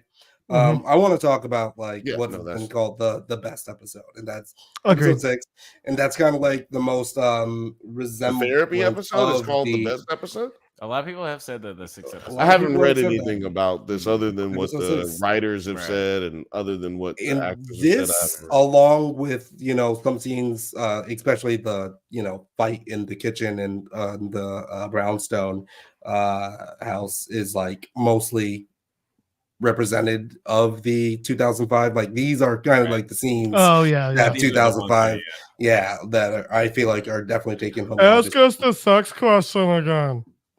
What about sex? The best line, the best final line of a movie. Right. Maybe. I did really enjoy this one. It seemed like a really great blend of like comedy and the drama of being in a relationship, and also just like the monster of the week kind of vibe of the show, where it's like we can just pop it into an adventure in these people's lives, and it doesn't have to like have anything to. This is the most like standalone episode of the series, where like you just pop into these people's lives. You can actually probably just put this one on for anybody who hasn't watched the series. You could probably just put this one on, and it will be a good starting point. This is for your consideration episode. This is not one of my favorite episodes, but the only thing about this episode that I really liked is that as we go on, boy, did he just going, he gagged the fuck out of Jane this episode. I just feel like the only thing that was really good about this episode is from the first therapy session where they're sitting really close and they get more and more distant on the couch as they go along through the episode. That's the only thing that I thought was John's trying to take up more and more space. Really?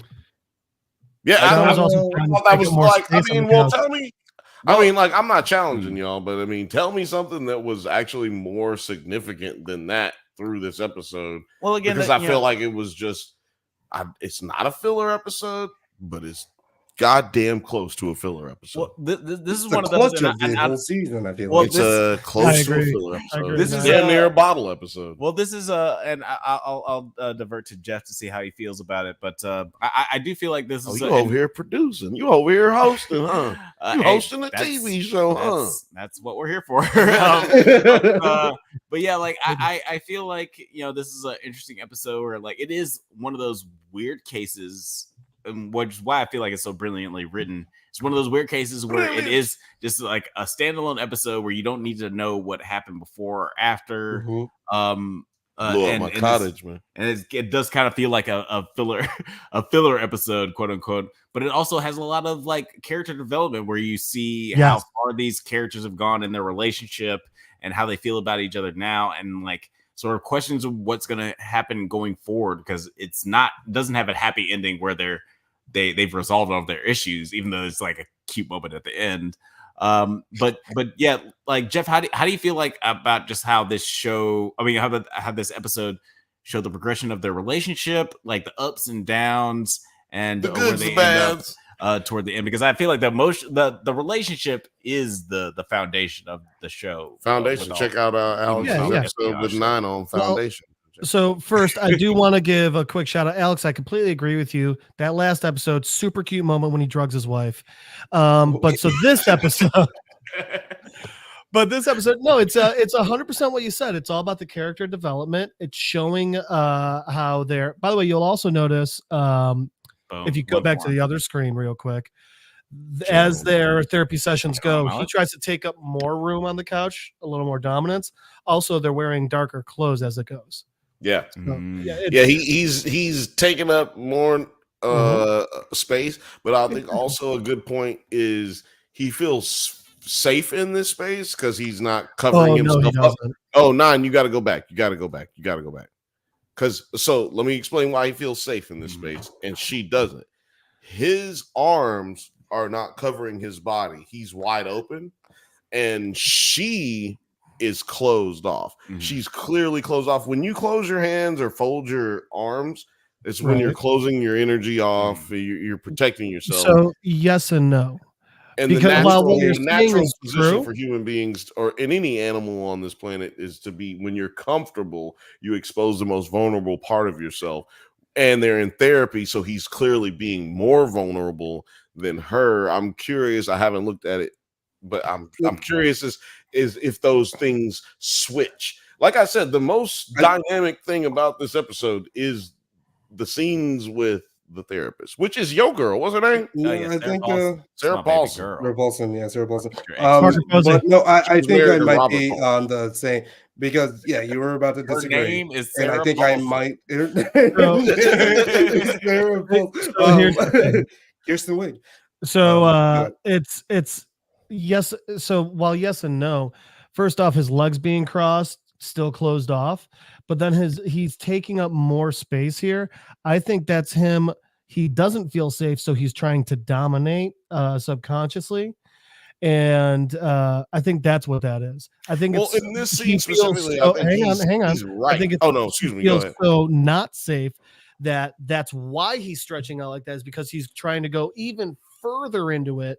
Whereas he feels so not safe. He's now at the point where instead of flight, like closing off, he's fighting. Right. Yeah, I'm gonna tell you guys why you are both wrong. I've got Donald Glover on the phone. This is regression right here, because this is exactly how they were sitting on their first mission when they were staking out the lady and trying to get to know each other. So it's regression because they are first getting comfortable with each other. And then they're getting regressed while they're both, because you got to understand that she admits that she's a sociopath. That's kind of like their natural, like when only they're like in the untrusting mood. Okay, so none of that says that either one of us are wrong. That's just an addition. That's just an addition to what is taking place. When we're talking about mental health, there is no one thing that makes the train go. It is, except for boners. Well, that's not mental health. That's physical. That's physical education, baby. That's physical education. I can give you that physical education. Check us out on our Barry White podcast, Fridays to Sundays, between 3 and 4 o'clock in the morning. Every fifth Sunday. What was I saying? Sex? Oh no! You and me. No. No, I was getting ready to throw it to you, but Alex, I was getting ready to throw it to you. But fact of the matter is, I just feel like it's a lot of foreshadowing, because we don't know that she's a sociopath at this point. I'm talking about everything I'm talking about is when I watched it, not after the fact. How I look at it after the fact. I'm talking about when I watched it. When I watched it, that was the only thing that was glaringly storytelling to me in this episode. Yeah. Like really? Not even the unscenes, or okay, so I'm gonna cut to just the beginning, because the first session, right? Yeah. This is when, because I really love this scene, because it is the scene of, like, if you are a girl gets to watch you interact with your boys, well, which is kind of, I guess, common for us. And just talk shit and like be weird. They kind of go that way, huh? Yeah. All you have to do is turn on your YouTube channel at 8:00 Pacific time. And when all of this stuff, like I thought this was like such a funny moment because they really don't get that like comfortable around other people as much in like individual settings where they're able to see like exactly how you interact with somebody that you're trying to like be comfortable with. So I thought this was hilarious, and I'm gonna play this little part when they're talking about Maya. You know who I was obsessed with back in the day? Maya. In 0102? Maya. Oh shit. I used to run home 4:00 Wednesday afternoon, MTV, just sitting there. Get Cisco out of the way. Body languages. And so yeah. Maya was bad back in the day, though. Let's just talk about that for 2 seconds. Like Maya was like, you was trying to wife up Maya for real, and then like she was crazy a little bit. But I just want to point out history and also context of the cultural questions that were being posed and posited at that table at that time. That's what I love. The cultural questions that were being posed there. Atlanta. It's really interesting because like I had a relationship with someone during Isaiah, look her up. All I have to say is I was in a relationship with someone and Jeff's like, oof. I was too young for that. No, I was saying I know who that is. Oh no, the comments. Yeah, the comments. No, like I was in a relationship with someone. Now, please tell us about your disaster relationship. Sorry, Maya is still bad. Don't get it twisted. She looks the exact same as she did. 30 years ago. Goddamn, like she was high school to now. She looks the exact same. It's ridiculous. She's she got a baby face. She's like Michael J. Fox or something. But that's a great example. Yeah, it's a good example. But being in a relationship like during the pandemic, where most of the time you don't have to be around a whole bunch of other people, and then like you have to just like start being around other people. It's a very interesting experience because like when you guys are in a relationship, you guys are your truest selves. Y'all are interacting with each other how y'all know each other. You're being very vulnerable. I don't know you. But then we all do code switching. We all act different ways in different environments, whether it be work or friends or whatever, what have you. So it's interesting that they brought that up. Okay, you're the only person who doesn't code switch. Me and Donald Glover in this show. That's the thing. That no, not Donald Glover, but Jane. Jane. Oh yeah. Maybe Jane doesn't code switch. She doesn't code switch with him. Right. They mentioned that, and that's one of the things that John likes about Jane. Again, like when you're interacting with each other, you can be your truest selves, but you code switch when you fuck with other people. Like you aren't your real selves. It even happened in Friends where Monica called out Chandler for using his work laugh. and it was like, that's not how he laughs. It also happened with Tedros because when he was talking to the producer dude, he said Carte Blanche. We'll never stop talking about that. Right here, I'll play this little clip here. Mm-hmm. Not mine. She's not like that at all. She must be Filipino. She's Japanese, but I never met her family, so she could be low-key Korean. I don't even know. I know you're not low-key Korean. Like, that's obvious. And then, like, just having to answer for all of that shit that you're saying with, like, I just thought it was a pretty genius episode or plot point. Yeah. See, look, all y'all are saying, and all y'all have said since I said it, is that the fucking therapy scenes are the best scenes. That's literally what I said. I said said this had the most character development. Y'all said this is your. We're not saying that it's. I'm saying y'all said this is your favorite episode. I said the only thing I liked about this episode was just the therapy scenes, and y'all were like, therapy scenes are a lot of it. Y'all were Like, like, therapy scenes are a lot of it, but the like camping scene, huge. Like they're all therapy scenes because they're recanting these stories. Yeah. In a way, it's a bottle episode. like it is a bottle episode analogy. It's a Morty's mind blowers. Bottle episodes can be good. Bottle episodes always include Morty's Mind Blowers is a bottle episode. A bottle episodes always include flashbacks because you cannot leave the space that you're in throughout the episode. Yeah, of course. Yeah, bottle episodes were like created as like a budgetary concern. Like shows run out of budget. It's like the whole episode is therapy though. Right, but this is obviously not like from budgetary concerns. This is like actually this is what you call it? It was a deliberate decision from the writers to make this very small contained episode. Which is why this is just a criticism. I am poking holes in the things that they've done. I loved this television show, but the problem is that I can't sit here and suck his whole dick. Like there were certain issues with it. I'm just saying that's why I'm just speaking to the people, to the people out there. And to that point, like let's talk about our favorite episodes of the season real quick. 9, was the therapy episode your favorite? Just did.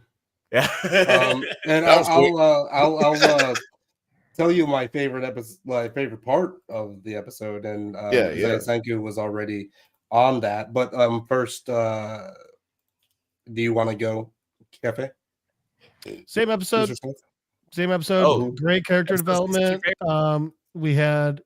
It was just great character development. I think it actually moved the plot along. Also, real quick, not a bottle episode. If it were a bottle episode, it wouldn't keep jumping to the different locations. It's a contained episode. All the locations are throughout flashbacks, right? But the point of the bottle episode is to save money by not filming in different locations. Fair enough, but there's also the community bottle episode where they have flashbacks at different locations. Almost the entire point of that episode is making fun of it not being a bottle episode.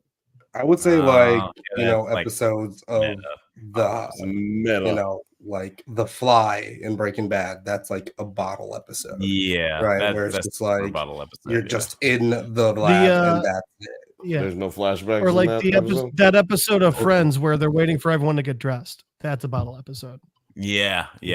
There's a difference between a bottle episode and a clip show for sure. Yeah, there's two different budgetary. And then a clip show is also something different. Those are slight conflations. It's not like you've seen this information before. Those are slight conflations because now you're blending sitcoms with like these drama series. Those are two different things. They're two different eras. So I'm just saying a bottle episode is a lot different. And also I said it's basically a bottle episode, but because it has all of the traits of a bottle episode. Speaking of bottle, I gotta hand this tequila bottle. Hand me that bottle. This is a bottle episode. Every episode is a bottle episode right here at Drunk Banthas, baby. I've been stuck in this room for a year. They actually won't let me leave. YouTube won't let me leave until we get to 300,000 subscribers. So like and subscribe right now. Y'all real quick, you can't step over my promo, man. My promo is the promo. All right, Jeff, go ahead. Okay, I already said it. I'm good. Yeah, like Jeff and I, you guys said the therapy episode is your favorite. Bill, what's your favorite? You go ahead with your favorite. Okay. The last episode is my personal favorite. I feel like it wraps up everything really, really well. Action's great. The reveal of everything with the other second Smiths is great, and the ambiguous ending of the episode and so emotional. Like I fucking loved everything about that. Of course, Alex's favorite episode, Parker Posey. I mean, like I love Parker Posey. First of all, I love Parker Posey. That's high school. I love Parker Posey. So since this is me and Jeff's, I'll play this clip, but this is I feel like the grand the closing of the episode of like what actually happened and why we're like flashing back and what it's leading up to, right? And that is the titular fight in a relationship that kind of like sways the testicular fight. You pronounced it wrong, in Nite. a relationship, where this is like where they're really kind of just splitting ways after all of this. And it is how Isaiah Senku has described it. Let me see if I can. Oh yeah, John gagged the fuck out of Jane this episode, laughing my ass off, and this made me feel very uncomfortable just because like there's some things that in a relationship that you say and you're like, God damn, I'm gonna regret saying that, aren't I? In the moment, as soon as you say it, you know it's over we're with. going to be like, we're going to have to talk about this in therapy, aren't we? Shit. And then it's also where they're getting their second fail, right? Yeah. So we get the first fail on episode 2, and then we go a little bit, and then this is kind of a very pivotal moment because then you're raising the stakes where it's like, okay, this is the second one. Yeah. So now after your third what's fail? if they fail one more time, now everything after this is going to be much more high stakes. But this conversation right here, or this argument here, somebody else does. I don't know if you're on the spectrum or what, but it's fucking weird, and all you do is make other people feel bad for feeling shit. You said it yourself. You wouldn't be a good mom, so don't come here and talk that shit to me. Hand clapping. Well, first of all, we did miss the context of that. She had just talked about his mama. Yeah. Let's just get it twisted. Let's not get it twisted. yeah. You cannot talk about a black man's mama because all we do is go through your mama jokes our entire lives. Then you gonna come up there and you gonna say, "My mama." I want to play the whole thing. But you don't have to. I'm just that's good. And then this is kind of like how where we also get like her little bit of side of it, knowing that she's mission anyway. Let me see here.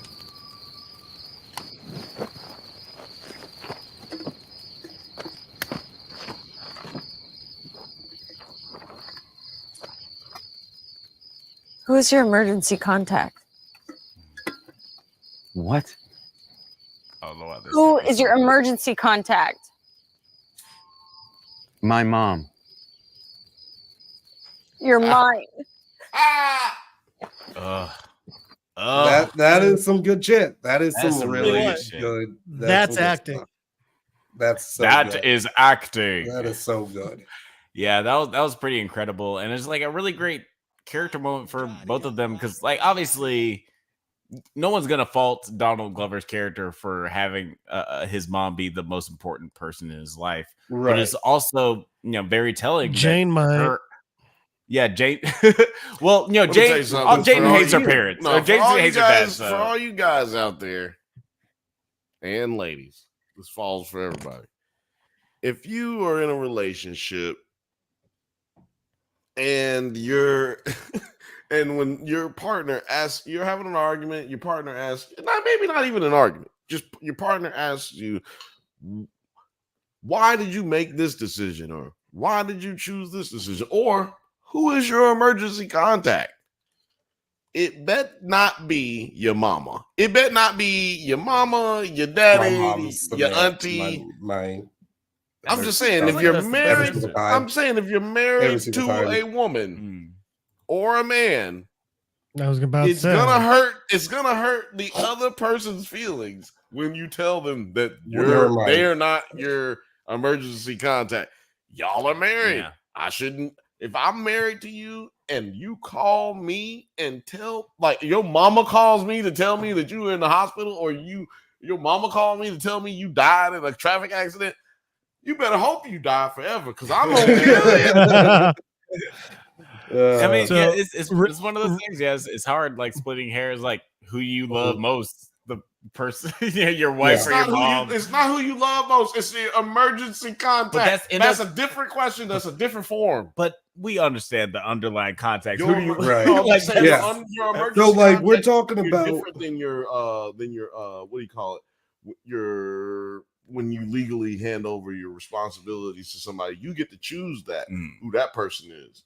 You know what I'm saying? You choose your emergency contact too. I know what I'm saying, but those could be different people. I'm saying they're not they're not mutually exclusive, is what I'm saying. It's like best director, best picture. Exactly. Like I don't have so you can Like, split the difference. Oppenheimer Nigga. gets best picture. You but, could let your mama be your like the person, your beneficiary who take care of your shit.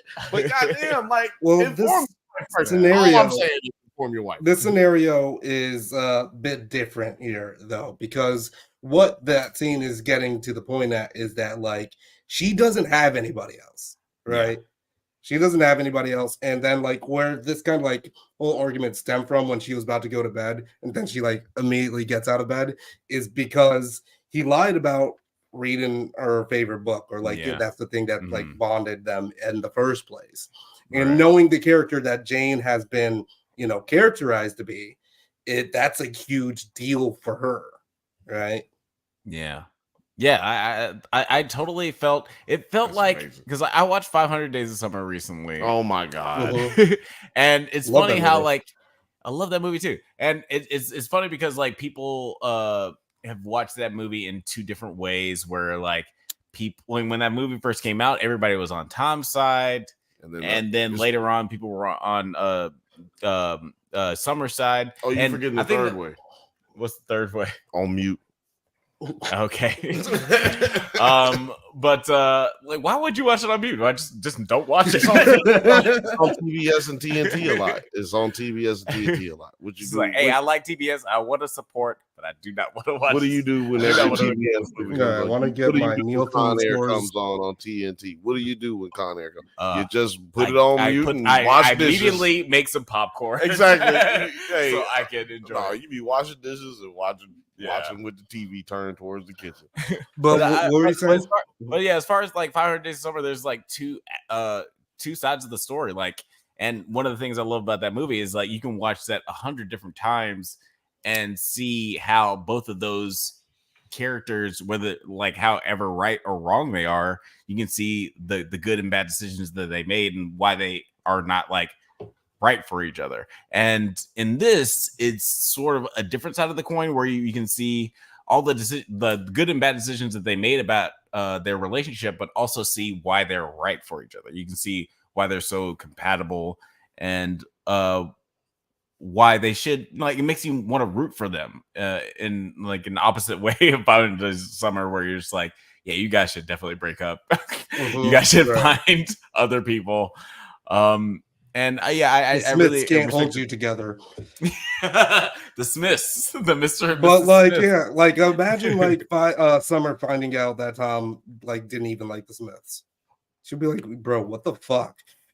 Right, exactly. That's one of those. Yeah, it's like this is the thing that made me fall in love with you, and now I'm realizing that that's all a lie, and it makes you start questioning everything about your relationship. I hope everybody here is at least 27, 30 years old or older, because I don't know if everybody's seen. If everybody's people seen like that movie. I didn't say people don't like it. I said everybody I has don't know. seen. I said I don't know if everybody here has seen it. That's all I'm saying is I don't know if everybody here has seen it. No. Let me know if you've seen it. Put it in the comments. No, I'm not saying everybody has seen it. I'm saying if you haven't seen it, go check it out, because y'all probably don't know what they was just talking about. That's all I'm saying. Not at all. That's all I'm saying. I feel like 500 Days of Summer was like the rom-com Dark Knight of. Can we get some closing thoughts from John Smith before he gets off? Yeah, guys, I'm sorry. It's over 3 hours. I gotta get going. I got work in the morning. I feel you, man. All right. We probably should have split this. So, closing thoughts. Yeah. I hope we get another season. I had a lot of fun with this. It was a great time. I loved it, and I'm definitely going to be recommending it to other people. Sorry, Isaiah, better than the movie.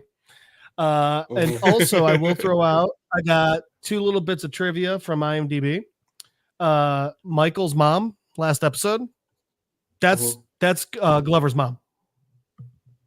Yeah. Oh, is it really? Oh, I'm so glad you said that because I thought that the whole time. I was like, That is she her. is doing a good job, but she also is doing a job that says she's not an actor. For real. Yeah, exactly. And exactly. I'm thinking All the right. only way you get an actor that doesn't do that, like in that sense, is it must be his mom. So glad. 100%. That's really right? sweet. Right? Very sweet. I love that. Very All right, sweet. and last bit of trivia here, and then I'm going to call it. There is an British American filmmaker named Simon Kinberg who has he described this series. He sucks. In my you're gonna think that. So yes, all right. He's described this series as Married with Children with Guns. Okay, He's that's a pendejo. Wrong, They BB. call him a That's kind of like pendejo. what you would call like I don't know. 2005 I one. fucking hate that guy. Anyway, I can get on that right now. But anyway, all right. But no, Bye, everybody. Before you go, sorry, I'm so sorry. Please tell the people where they can find you yes. on the interwebs. Well, obviously, the best way to try and get in touch with me is to try and Skype me. It's at Don Cheadle's driveway at littledickie2.com. It's because of the hackers. Yeah. Because of hackers. You can try and find Jeff Madel on Facebook at MadelJeff on Instagram. But honestly, probably the easiest way to get in touch with me is to just come here and talk to me in the chats because I'm here pretty much every Monday. That's right, baby. There it is. Yes, Thank you so much. All right. Yeah, bye, Jay, everybody. Mr. I will Smith see is you. out. Hey, John not Smith, Monday. I'll see excommunicado. everyone on the Drunkies on Saturday. That's right. The Drunkies, baby. Sábado Gigante. That's that too. I'll see you guys then. I will not be sober. Oh man, that was Jefe or Jeff in Spanish. But Bill, okay, because I want to get to Alex's last episode. His favorite one is the last episode, and I just want to talk about that for a little bit. But Bill, what was your favorite episode? My favorite episode was the episode. Well, I think it was it the second episode where they went to. You mentioned where they went to the dinner. I mean the ball and the silent auction. Okay, yeah. And they what's his name? The cameo. Oh, yeah, John Turturro. John Turturro. I was called the Transformers guy. Yeah, the guy who got pissed on by Bumblebee. I never. Yeah, it's you a know scene what? that I always forget happens in Transformers. I know that. I've seen that movie a couple times. I never think about him when I think about that movie. I never think about that movie when I think about him. I never do. I'm not saying I know that you did, but I've also grown up with this dude as an actor. You know, when I see him, I think about Do the Right Thing. Yeah, honestly, that's the first thing. That's the first thing I think about. But guess what? That's the first thing he did. So, like, this first feature film that he did. So that's what I always think about him from. But this was my favorite episode because this is the episode that actually creates the physical intimacy between the two. Because they go through, this is the first time they go through something traumatic. And like I said, this is a mental health season. And also I think that that's what Atlanta sponsored by Better Health. That's what I think Atlanta is. And we, maybe we should do a whole Atlanta video talking about that. But Atlanta is also a show, a commentary about mental health. Basically, every video I do about Atlanta, I talk about mental health. Right, exactly. Making sure that you're okay. Exactly. It's about making sure you're okay. But I think it's like, we can go, in that form, we could go even deeper because like I feel like they did that in this series, in this show.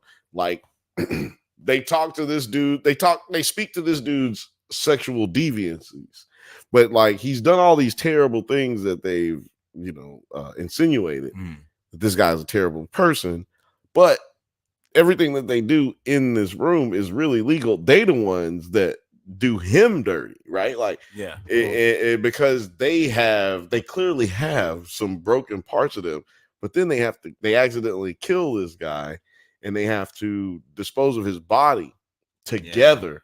Yeah. And at this moment, like up until this moment, they haven't had one intimate moment together, even just like in an emotional intimate moment, not a physically intimate moment. So this is the first time they go through a real big trauma together, and we all know about trauma bonding, and that's what leads this whole relationship to be very toxic. Trauma bonding. Yeah, trauma bonding is a real thing. Yeah, absolutely. Yeah. But yeah, they end up having no, I just said that because it's one of the things I didn't think about with this show. But yeah, it's definitely like one of the themes of this show. Trauma bonding is a very similar reaction, like to Stockholm syndrome when you is it Stockholm syndrome? When you kidnapped, and then you fall into empathy with your captive. Yeah, and to Isaiah's point, I believe Isaiah said something about Transformers peaks. No, I thought not that. Not that part. Damn, man, you made me forget what I was gonna say with your crazy jokes. Sorry. Psychopaths too. They're really good at burying in. Hold on, this is so small for us. Yeah. Click on burying it under so many walls. And yeah, that's what burying it under so many walls. I feel like that people with mental health issues do put up a lot of walls and barriers. And that was the first moment that we had in their relationship that those walls were broken down. Yeah. You know, and to Donald Glover's mom's point, Michael John, he is a person who needs to feel safe before he can be himself. Yeah. And he was trying very hard to be himself and to trust this girl, because basically both of them fell in love when they first saw each other on the elevator in episode 1. So I'm pretty sure I'm talking about episode 2. Episode 2 is my favorite episode. Yeah. I really like this scene right here. Again.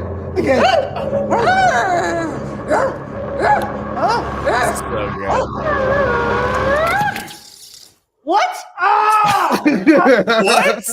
I was just like, oh no! I'm like, how did she not see him pull out his? It was so funny. Like, it was so well set up the whole time, because we've seen 2 setups with Maya grabbing the needle from her very sexy, very stereotypical, and we don't even holster. We don't even know that Donald has one. I didn't even know Donald had one until that moment, and I was like, okay, I guess we're letting him take the lead in this scene. And it's beautiful. It's a beautiful shot because they don't show. Yeah, they don't show her pulling out hers. But like, it's the rule of threes, but like inverted. Like they only did it twice, so that was it's not the rule of threes inverted. It's the rule of threes.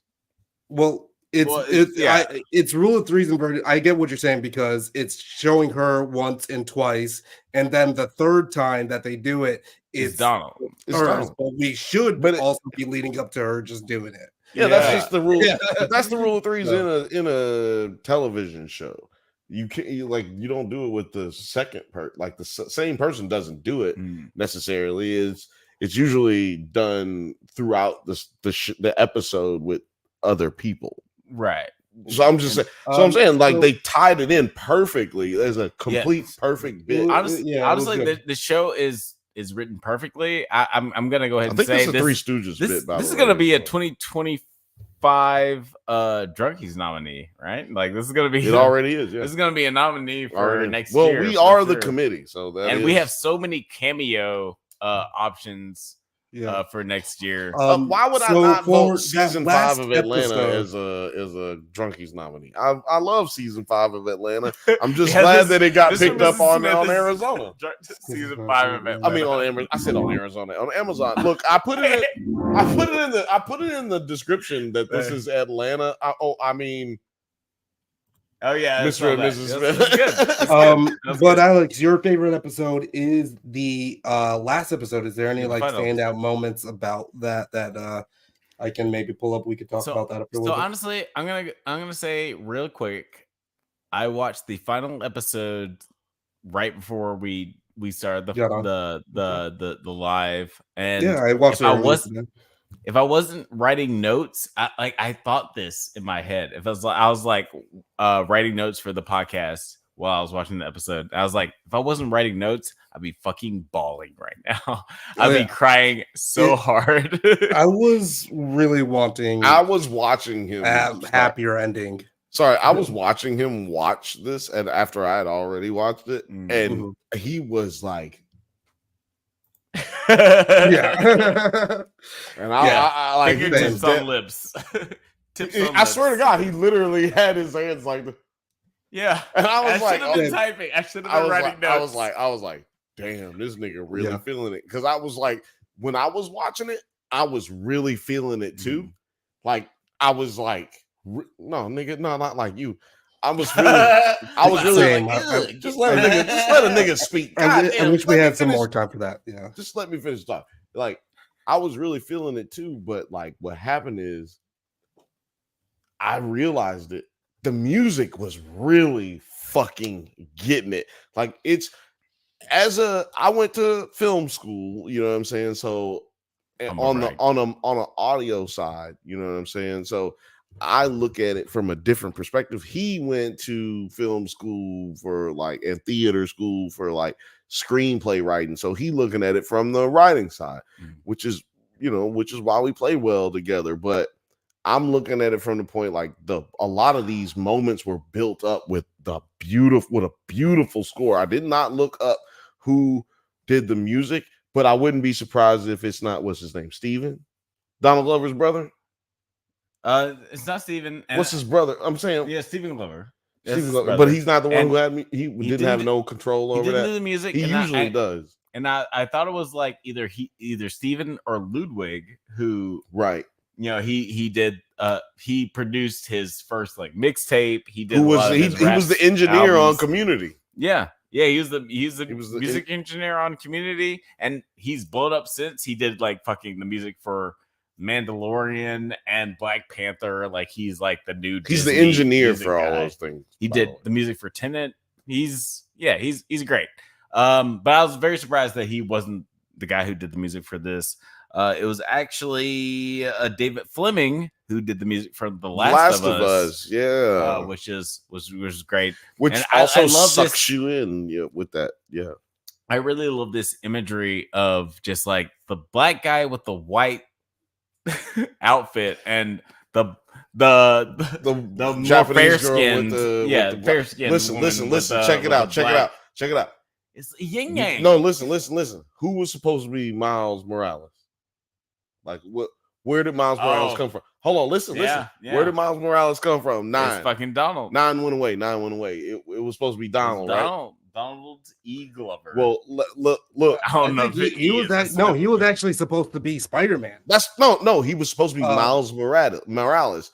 No, he was supposed to be Spider. No, somebody posted because Miles Morales was born out of the fact that Donald Glover was going to be Spider-Man. Exactly. That's what I'm saying. But that's what he would have been, is Miles Morales. Like people said, what if Donald Glover would have been Spider-Man? Nobody was saying he was gonna be Spider-Man because studios weren't saying that. But like you said, the question was posited, and then it became a thing, and then we have Spider-Man created because of Donald Glover. This is a Spider-Man upside down kiss from the Sony Spider-Man, Tobey Maguire. Yeah. This is an Easter egg because we know Donald Glover is a huge Spider-Man fan. We know that Donald Glover has been in a Spider-Man movie. We know that Donald Glover has been in 2 Spider-Man movies. But also, what I'm just saying here, it is very spy versus spy. You know, one white coat, one black coat. Yeah, it's very much that. Yeah, the black and white. The yin and the yang. Look, yin and yang. Look how they're facing. That's also yin and yang. Yeah, it's very yin and yang. I just want to say real quick because I'm going to use the bathroom before I'll hand it off to you guys. We're chilling. We're chilling. Yeah, go pee. But no, I go pee. Go ahead, Alex. Yeah, go ahead. Go ahead and pee. No. Well, say what you want to say. I was just gonna say that Honestly, I can't remember anymore. I'm telling you, because you have to pee. Go pee. Well, before you, yeah, go ahead. Go pee. Go. Right. You Bill, can't tell think straight me because you what gotta you pee. I would not be able to think straight if I tell had us. to. Bill, what you found kind of special about the last episode here? Well, Or the what reason you the found second special? oh shoot, hold on a second. Yeah, the reason that the second episode, I mean, the first episode is my favorite episode. One of the many reasons is because it ties into the second episode so well. I mean, the last episode so well because this is where they fell in love due to the LSD shot that killed old buddy. But they ended up taking the LSD, and a lot of their problems in their relationship was that Donald Glover's character didn't feel included. He didn't have good ideas, but the ideas. Hold on a second. Let me. Yeah, I'm gonna see if I can add you back to the stage here. No, it's not that. Hold on. Okay. What happened is the shit went to sleep mode. That's but okay. What was I saying? What was my hold on? What was my train of thought? The serum. Right, yeah, like that tied right back in, and the whole time Donald Glover's character is feeling insecure because she comes up with all the plans. She basically runs every op, and he's made to look insignificant. And he says that not knowing that the company has been making, Mr. Hi has been making that very clear to Jane. So all of that plays back into where we are at the end, right? Like it brings us to the climax really pops off here. And that's why I think a lot of people feel like the ending is like perfect.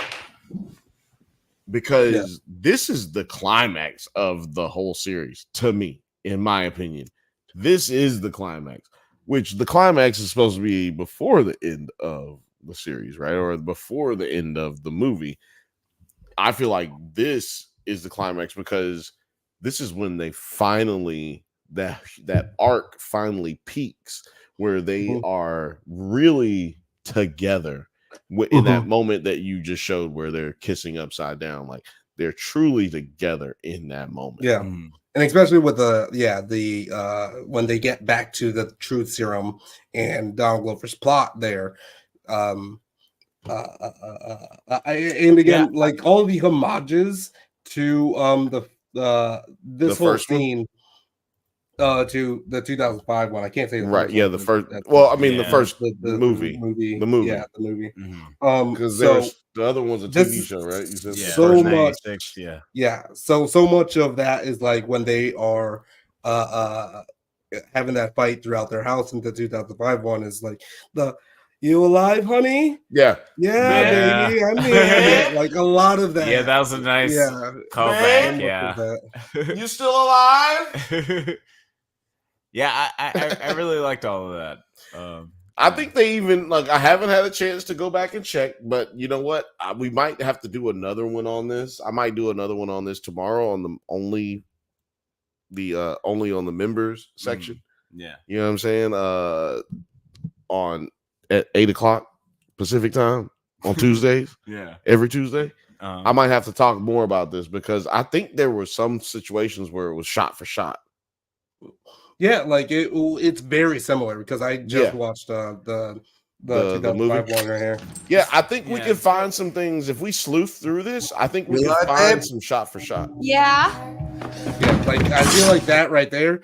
I think it's like literally the kitchen shot, the kitchen scene, like literally just like with the shotgun too, just like blowing shit up, and then like, are you still alive, baby? Right. I think you're absolutely right.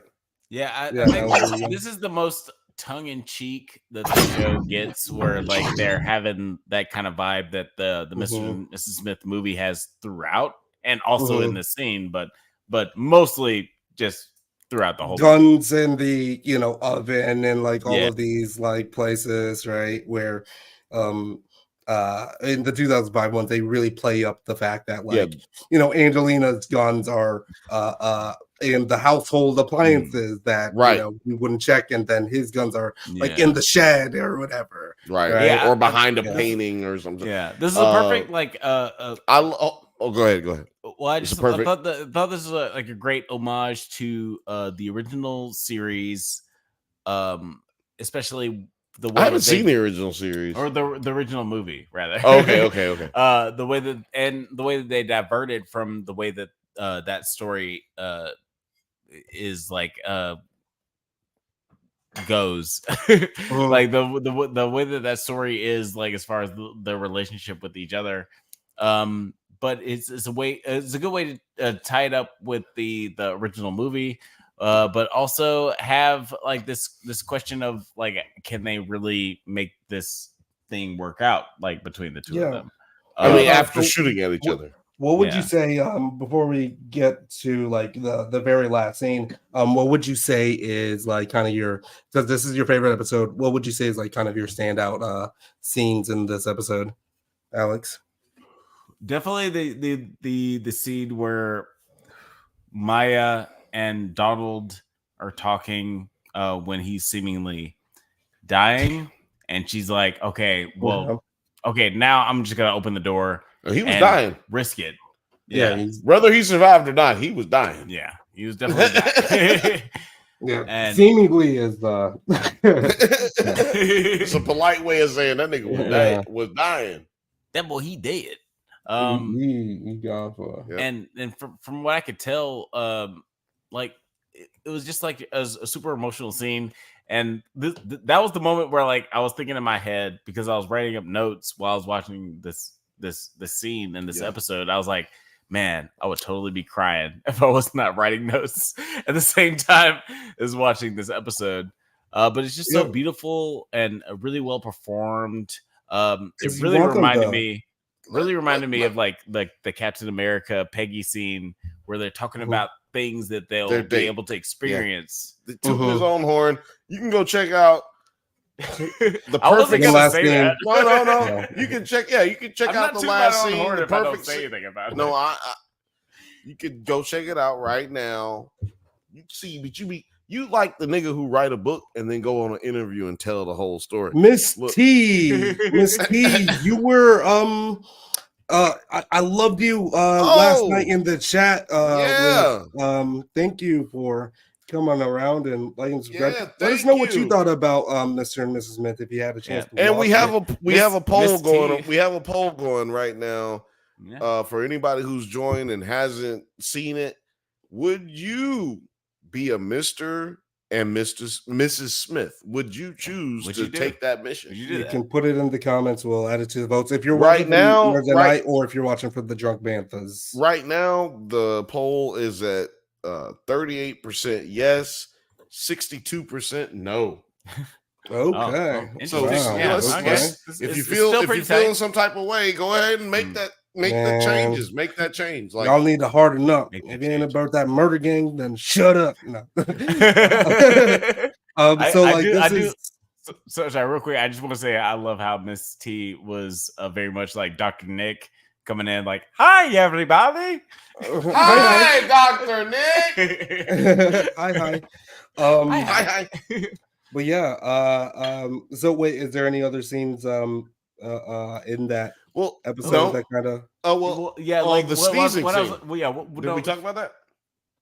No, we didn't talk about it. But but before I get into that, just to say how I was loving this scene. Like I really enjoyed just like the ambiguity of the I feel like Donald Glover, like if you want to just if this is the last scene or last season of Mr. and Mrs. Smith, we don't get a season 2. This would be a nice ending and a way for people to speculate. No, well, I doubt that we are. No, hold on. No.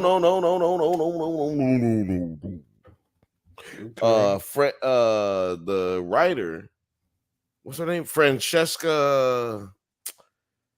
I forget the the woman who Francesca Sloan. Francesca Sloan. Yeah. She said in an interview recently that not only would she be open to doing another season, which Amazon has not picked up, by the way, because that's what they do to black shows.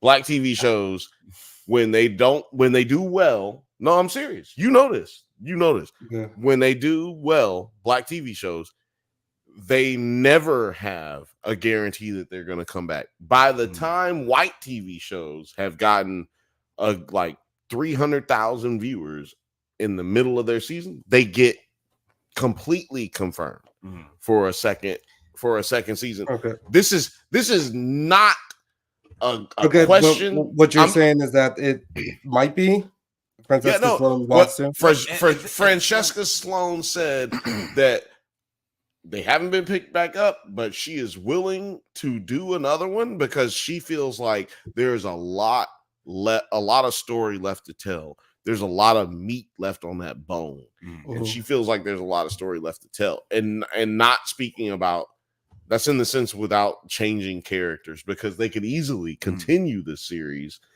doing another two Smiths. But I would say that Donald Glover, if you look at it, he don't have nothing that he hasn't been in that he's executive producer. So Alex, can you continue what you were saying when you were saying that if it would be continued or not continued? What were you going on with that? Yeah. Like to his point, like we could end up having another series with a completely different Smiths, like a different cast and crew and everything. But like the way that it ended, like, so let's go into theory time, I guess. There's a whole lot. We're about to talk about that, Yeah, no, we're talking about it right now. We actually should have been talking about it right now. Well, like, so outside of the window after Maya decides, like, is it not 4? There's 3. Or let's that's all. Go ahead. I'll check. No. Leave it in the comments. No, like, Nine's if gonna you check. guys, Nine's gonna check. You guys know. We don't got it. But Go ahead. when I was watching it seemed like when I was thinking it in my brain, okay, there's enough shots for like Maya to have taken a shot and missed, and then Fiona. Mr. T said 3. Mr. T said 3. Like in my mind when I was doing the math, I was like, okay, there's enough shots for Maya to have taken a shot and missed, and for Fiona to have shot Maya and Donald, and just like, and that's the end. That's the end. Like everybody's dead, and Paula walks out, and everything's as it were. So look, check it out. I think you're right, but I think it's slightly different. Okay. You know what I'm saying? So they having that deep moment, right? Yeah. She like, nigga, you better not die. You better not motherfucking die. Yeah. I kept your dick alive through frostbite. You better not die. Right. And then she bust open the door, right? Pow! Got her one shot off. Didn't kill her. Didn't kill Parker Posey, right? Yeah. But then Parker Posey, bop, got a couple off as she falls to the ground. Take a liver shot to the stomach. Yeah. Well, you said it's only 3. It's only 3 shots, so It's two. only 3 shots, yeah. Drops it because maybe she didn't shoot her in the stomach. Maybe she shot her in the chest. But then that's when I still don't know what happened to Pablo. That's when Escobar. Elena. That's when. No, he got shot in the eye, nigga. Yeah, but did he die? Nigga, yeah, get shot in the eye. That's your brain. Is he like eventually he just like laid down? He's Yeah, like, he was like, I'm sad. And he's just like laid down and he's done. He said, I'm sad. But no, I'm sad. I'm gonna lay down. Shut, hold on, nigga. You fucking up my music. So check it out. All right. That nigga got shot in the eye, so he disabled. Now we got Parker Posey. She's sitting there. Bop, bop, bop. She got shot. Bop, bop, bop. Then that's when Jane, Elena, she like, I got this bitch now. Because there is a small block of time.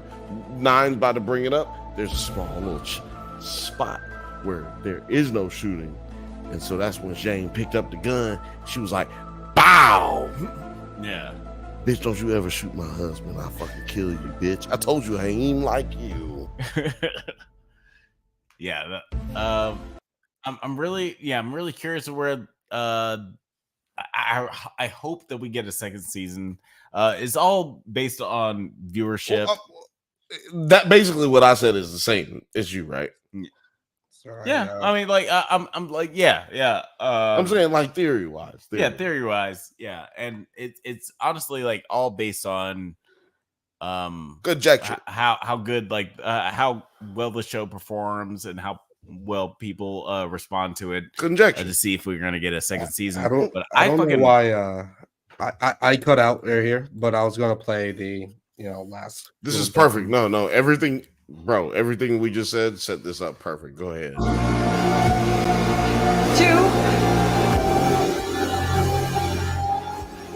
3.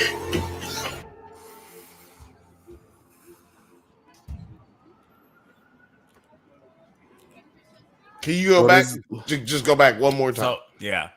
One more time for the people. For the people. It's 3 shots. It's 3 shots. Yeah, Mr. T.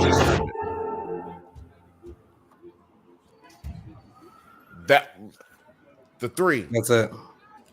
So yeah, you know what? Now, like, considering it, then I believe that they survived it. Yeah, I think they survived it too. And another reason that I think that they survived it is because when they left, like, the door was open. You know what I mean? Yeah, the door was open, and I feel like company people who they're killing when they left Donald Glover's mom's house, they locked the door. Yeah. And so that to me, that is the that's the reason. Let me see, because we do have, like, because I was a little pissed, and then I got really excited because I thought they were going to, give us like an actual ending, but it's actually just Paul Dano, the other agent. That real estate agent. Shout out to Martig. Shout out to Eric Martig. But we don't get a shot of the kitchen, do we? So we don't see we do get a shot of that Italian, or not the dining room. Yeah, not the dining room. Right. Where the dude would have been, like, laid. Yeah. Pablo. Yeah, he would have been right there. See where they would have. Yeah, so did he die from his eye? Alex, you get shot. Yeah. Where is your eye at? No. Don't say what you about to say. No. Where is you want me to answer your question? No, not where you were about to, because you weren't about to say that. Where is your eye at? You're asking a condescending question, but I'm not asking. I'm not asking a condescending question. I know where my eyes at. It's your face. It's but what's behind your eye? Head, brain, all that shit. The only thing separating your brain from your exterior is your eye. Yeah. Well, anyway, so, I'm just saying, see you guys. Just to, like, clarify here. I don't know if you guys can see this at home, but these are his legs. Right, yeah, I saw him laid out. So he's laid out. He's done for. I was like, he's totally dead. But look, to your point though, look at where he is. He's way behind the highway. Season 2. I'm saying. Look, I'm only when I said though, like, where is his eye? Yeah, it was speaking to your correctness of the fact that that dude is behind that thing where he was standing at before he is now on the ground. So my question is that, like, because he was obviously screaming. He was like, "Oh, I'm blind. She shot me in the eye." Da da da da da. And we heard him talking to Parker Posey. I haven't rewatched it or anything like that to hear. Oh yeah, I forgot that. Did she kill him? No. What happened? He just died. He said he was fading. No, yeah. Okay. And he said he was fading, and also she told him, "Shut up." I'm trying to figure out where they are. I remember that. Yeah. So, but if you notice at that moment, he does try to, like, cool it out. But like Nine just said, when he got to the point where he was like, I feel like I'm about to die, he was like, what's his name in Scream? Oh, where he's like, I fucking dying, man. Matthew Lillard. Yeah, Matthew Lillard. He was like, his daddy an actor. That's a white MVP, or that's a white. That's a white all-star. All-star. Okay. MVP. Our first white all-star. No, he's also MVP. He's an MVP of Scream. He is MVP. You the real MVP. So let's get some clues because they come in. Party animals. You must have used every gun in this place. I was expecting to find two corpses. It does look like that front door is closed, and then there's a little foyer there. And then, but the way that, so it is still, it's a bit ambiguous. Yeah. Let's see here, because then that means, but this is closed. They never established that they closed this door. But they never really locked this door. You know why? Because they're because this door is fucking wide spies. open. No, they're terrible spies. This door is wide open here. Fuck that shit. This door should be locked and closed. I mean, No, I'm saying, why wasn't it closed when he came in?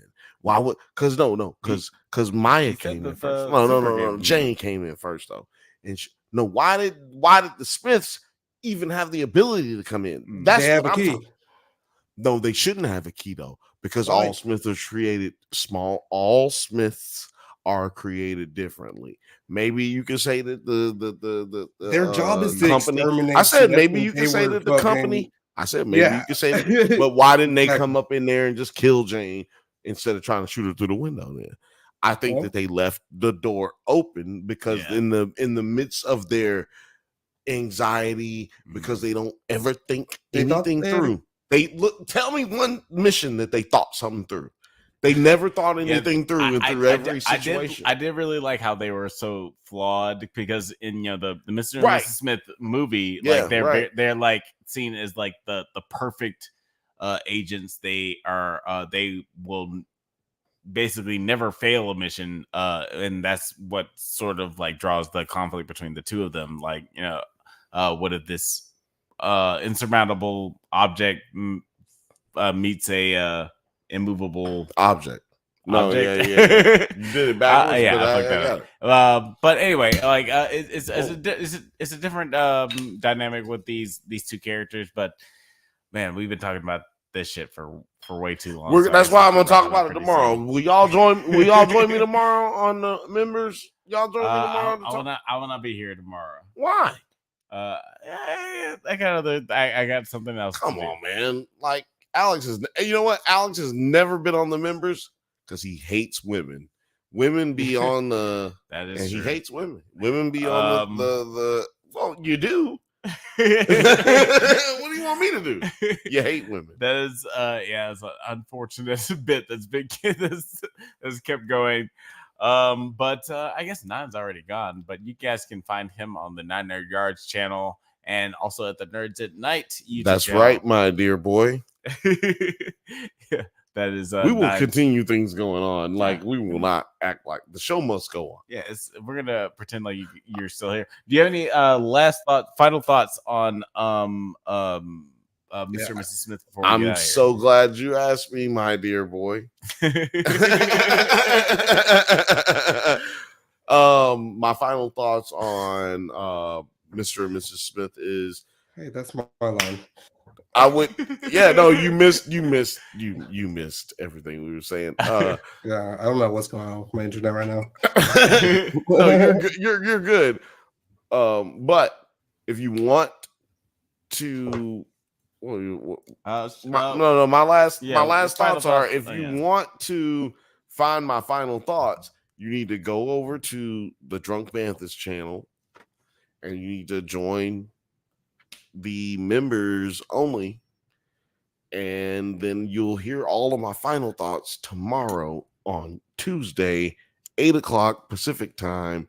We're going live, but only with the members, because honestly, I got so much more to say if I give my final thoughts. we're going into another 30 minutes because all that's going to happen is It's you're already going to be like the longest. We really should have split up this episode. we should have. I actually said that to Alex when I was not that we should have split it. I was just, it's going to be long enough. Like it doesn't matter which one we talk about first. Yeah. But I'm gonna talk about it all tomorrow.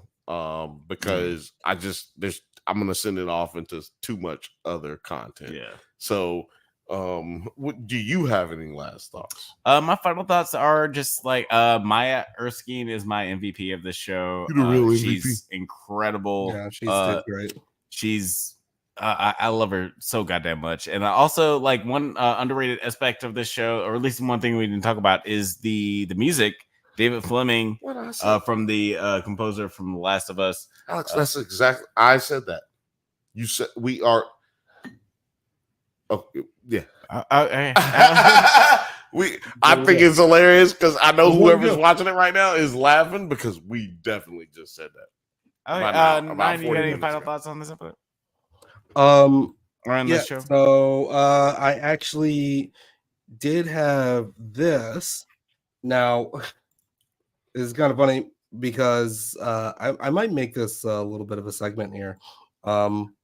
Because I asked tomorrow the meta whatever photo thing. I said, show me Mr. and Mrs. Smith. Generate Mr. and Mrs. Smith. And that's what they generate first. And I said, make them black. And that's what they did. They made them like black clothes. They made them Jordanian. And then I was like, no, make it make Mr. Smith African American, make Mrs. Smith Asian. And then they gave me this right here. So this is the that's pretty hard. That's the video game version. That's the video. That's the PS5. That's the X. Yeah. This is the Xbox version. The Miss Wong DLC from Resident Evil 4 right here. It's basically it. But yeah, I just thought Film Age says. Junior looking as oh my bad. Absolutely. Actually, I've been trying to tell as many people as possible Cuba Gooding Jr.'s name in Hollywood, like here in Hollywood. His name is Butt Naked. So, I'm not saying anything that he would be mad about. Friend of the show, Cuba Gooding Jr., friend of the show. His name is Butt Naked. His name is Butt Naked. Yeah, this definitely looks like Cuba Gooding Jr. and Kelly Hu starring in a movie I've never seen before. But no, actually, it might be a little bit of Chadwick Boseman. He looks more like Chadwick Boseman than he does. This is Chadwick Cuba Gooding right Jr. I mean, I'm just saying, there's that strong face right there that look a little bit Chadwick. Yeah, it's Cuba Boseman Jr. Cuba Boseman Jr. I and like Ada Wong. Yeah, we didn't even say anything about Ada right here. But and I just thought it was funny that this is definitely just Brad that's Pitt what they brought it up. Yeah, that's Alan Richardson and Margot Robbie. Right. Phenomenal series. It's the other girl who looks like Margot Robbie. Would be very interested to see if they do a second season of this, but we'll see. And I still have so many thoughts about it. I still have so many thoughts that I want to say about the 2005 one, and I already have a script written for the 2005 one where I'm just going to be basically I don't know, cinema sensing it. but yeah, it's all good. You can just check you can check out the 2005 one on Does It Hold Up? Somewhere around April or June. Between April and June. Also look at the rating for this.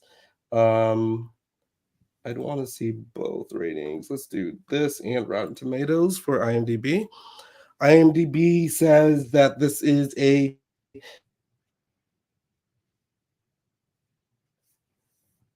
your sound cut out. That's okay. The suspense is killing. That's okay. I don't know if they can hear him, but we can't hear him. And so, IMDb says that Mr. and Mrs. Smith on Amazon is 6.7. Is it 6.7? Yeah, it's a I don't want to 6.7. do this. I don't want to do this, but hold It's on. just Can funny I do because this? Nine. Can I do this? Can I do this? I don't know. It's one of the funniest. Guys, if you guys are only listening on Spotify or wherever you listen to your podcast, please check out this thumbnail at this point. I don't know why Alex thinks this is so funny. It's so funny. But the fact that he thinks it's funny is what is making me laugh so goddamn. It's the best moment of my entire life. I don't even know why.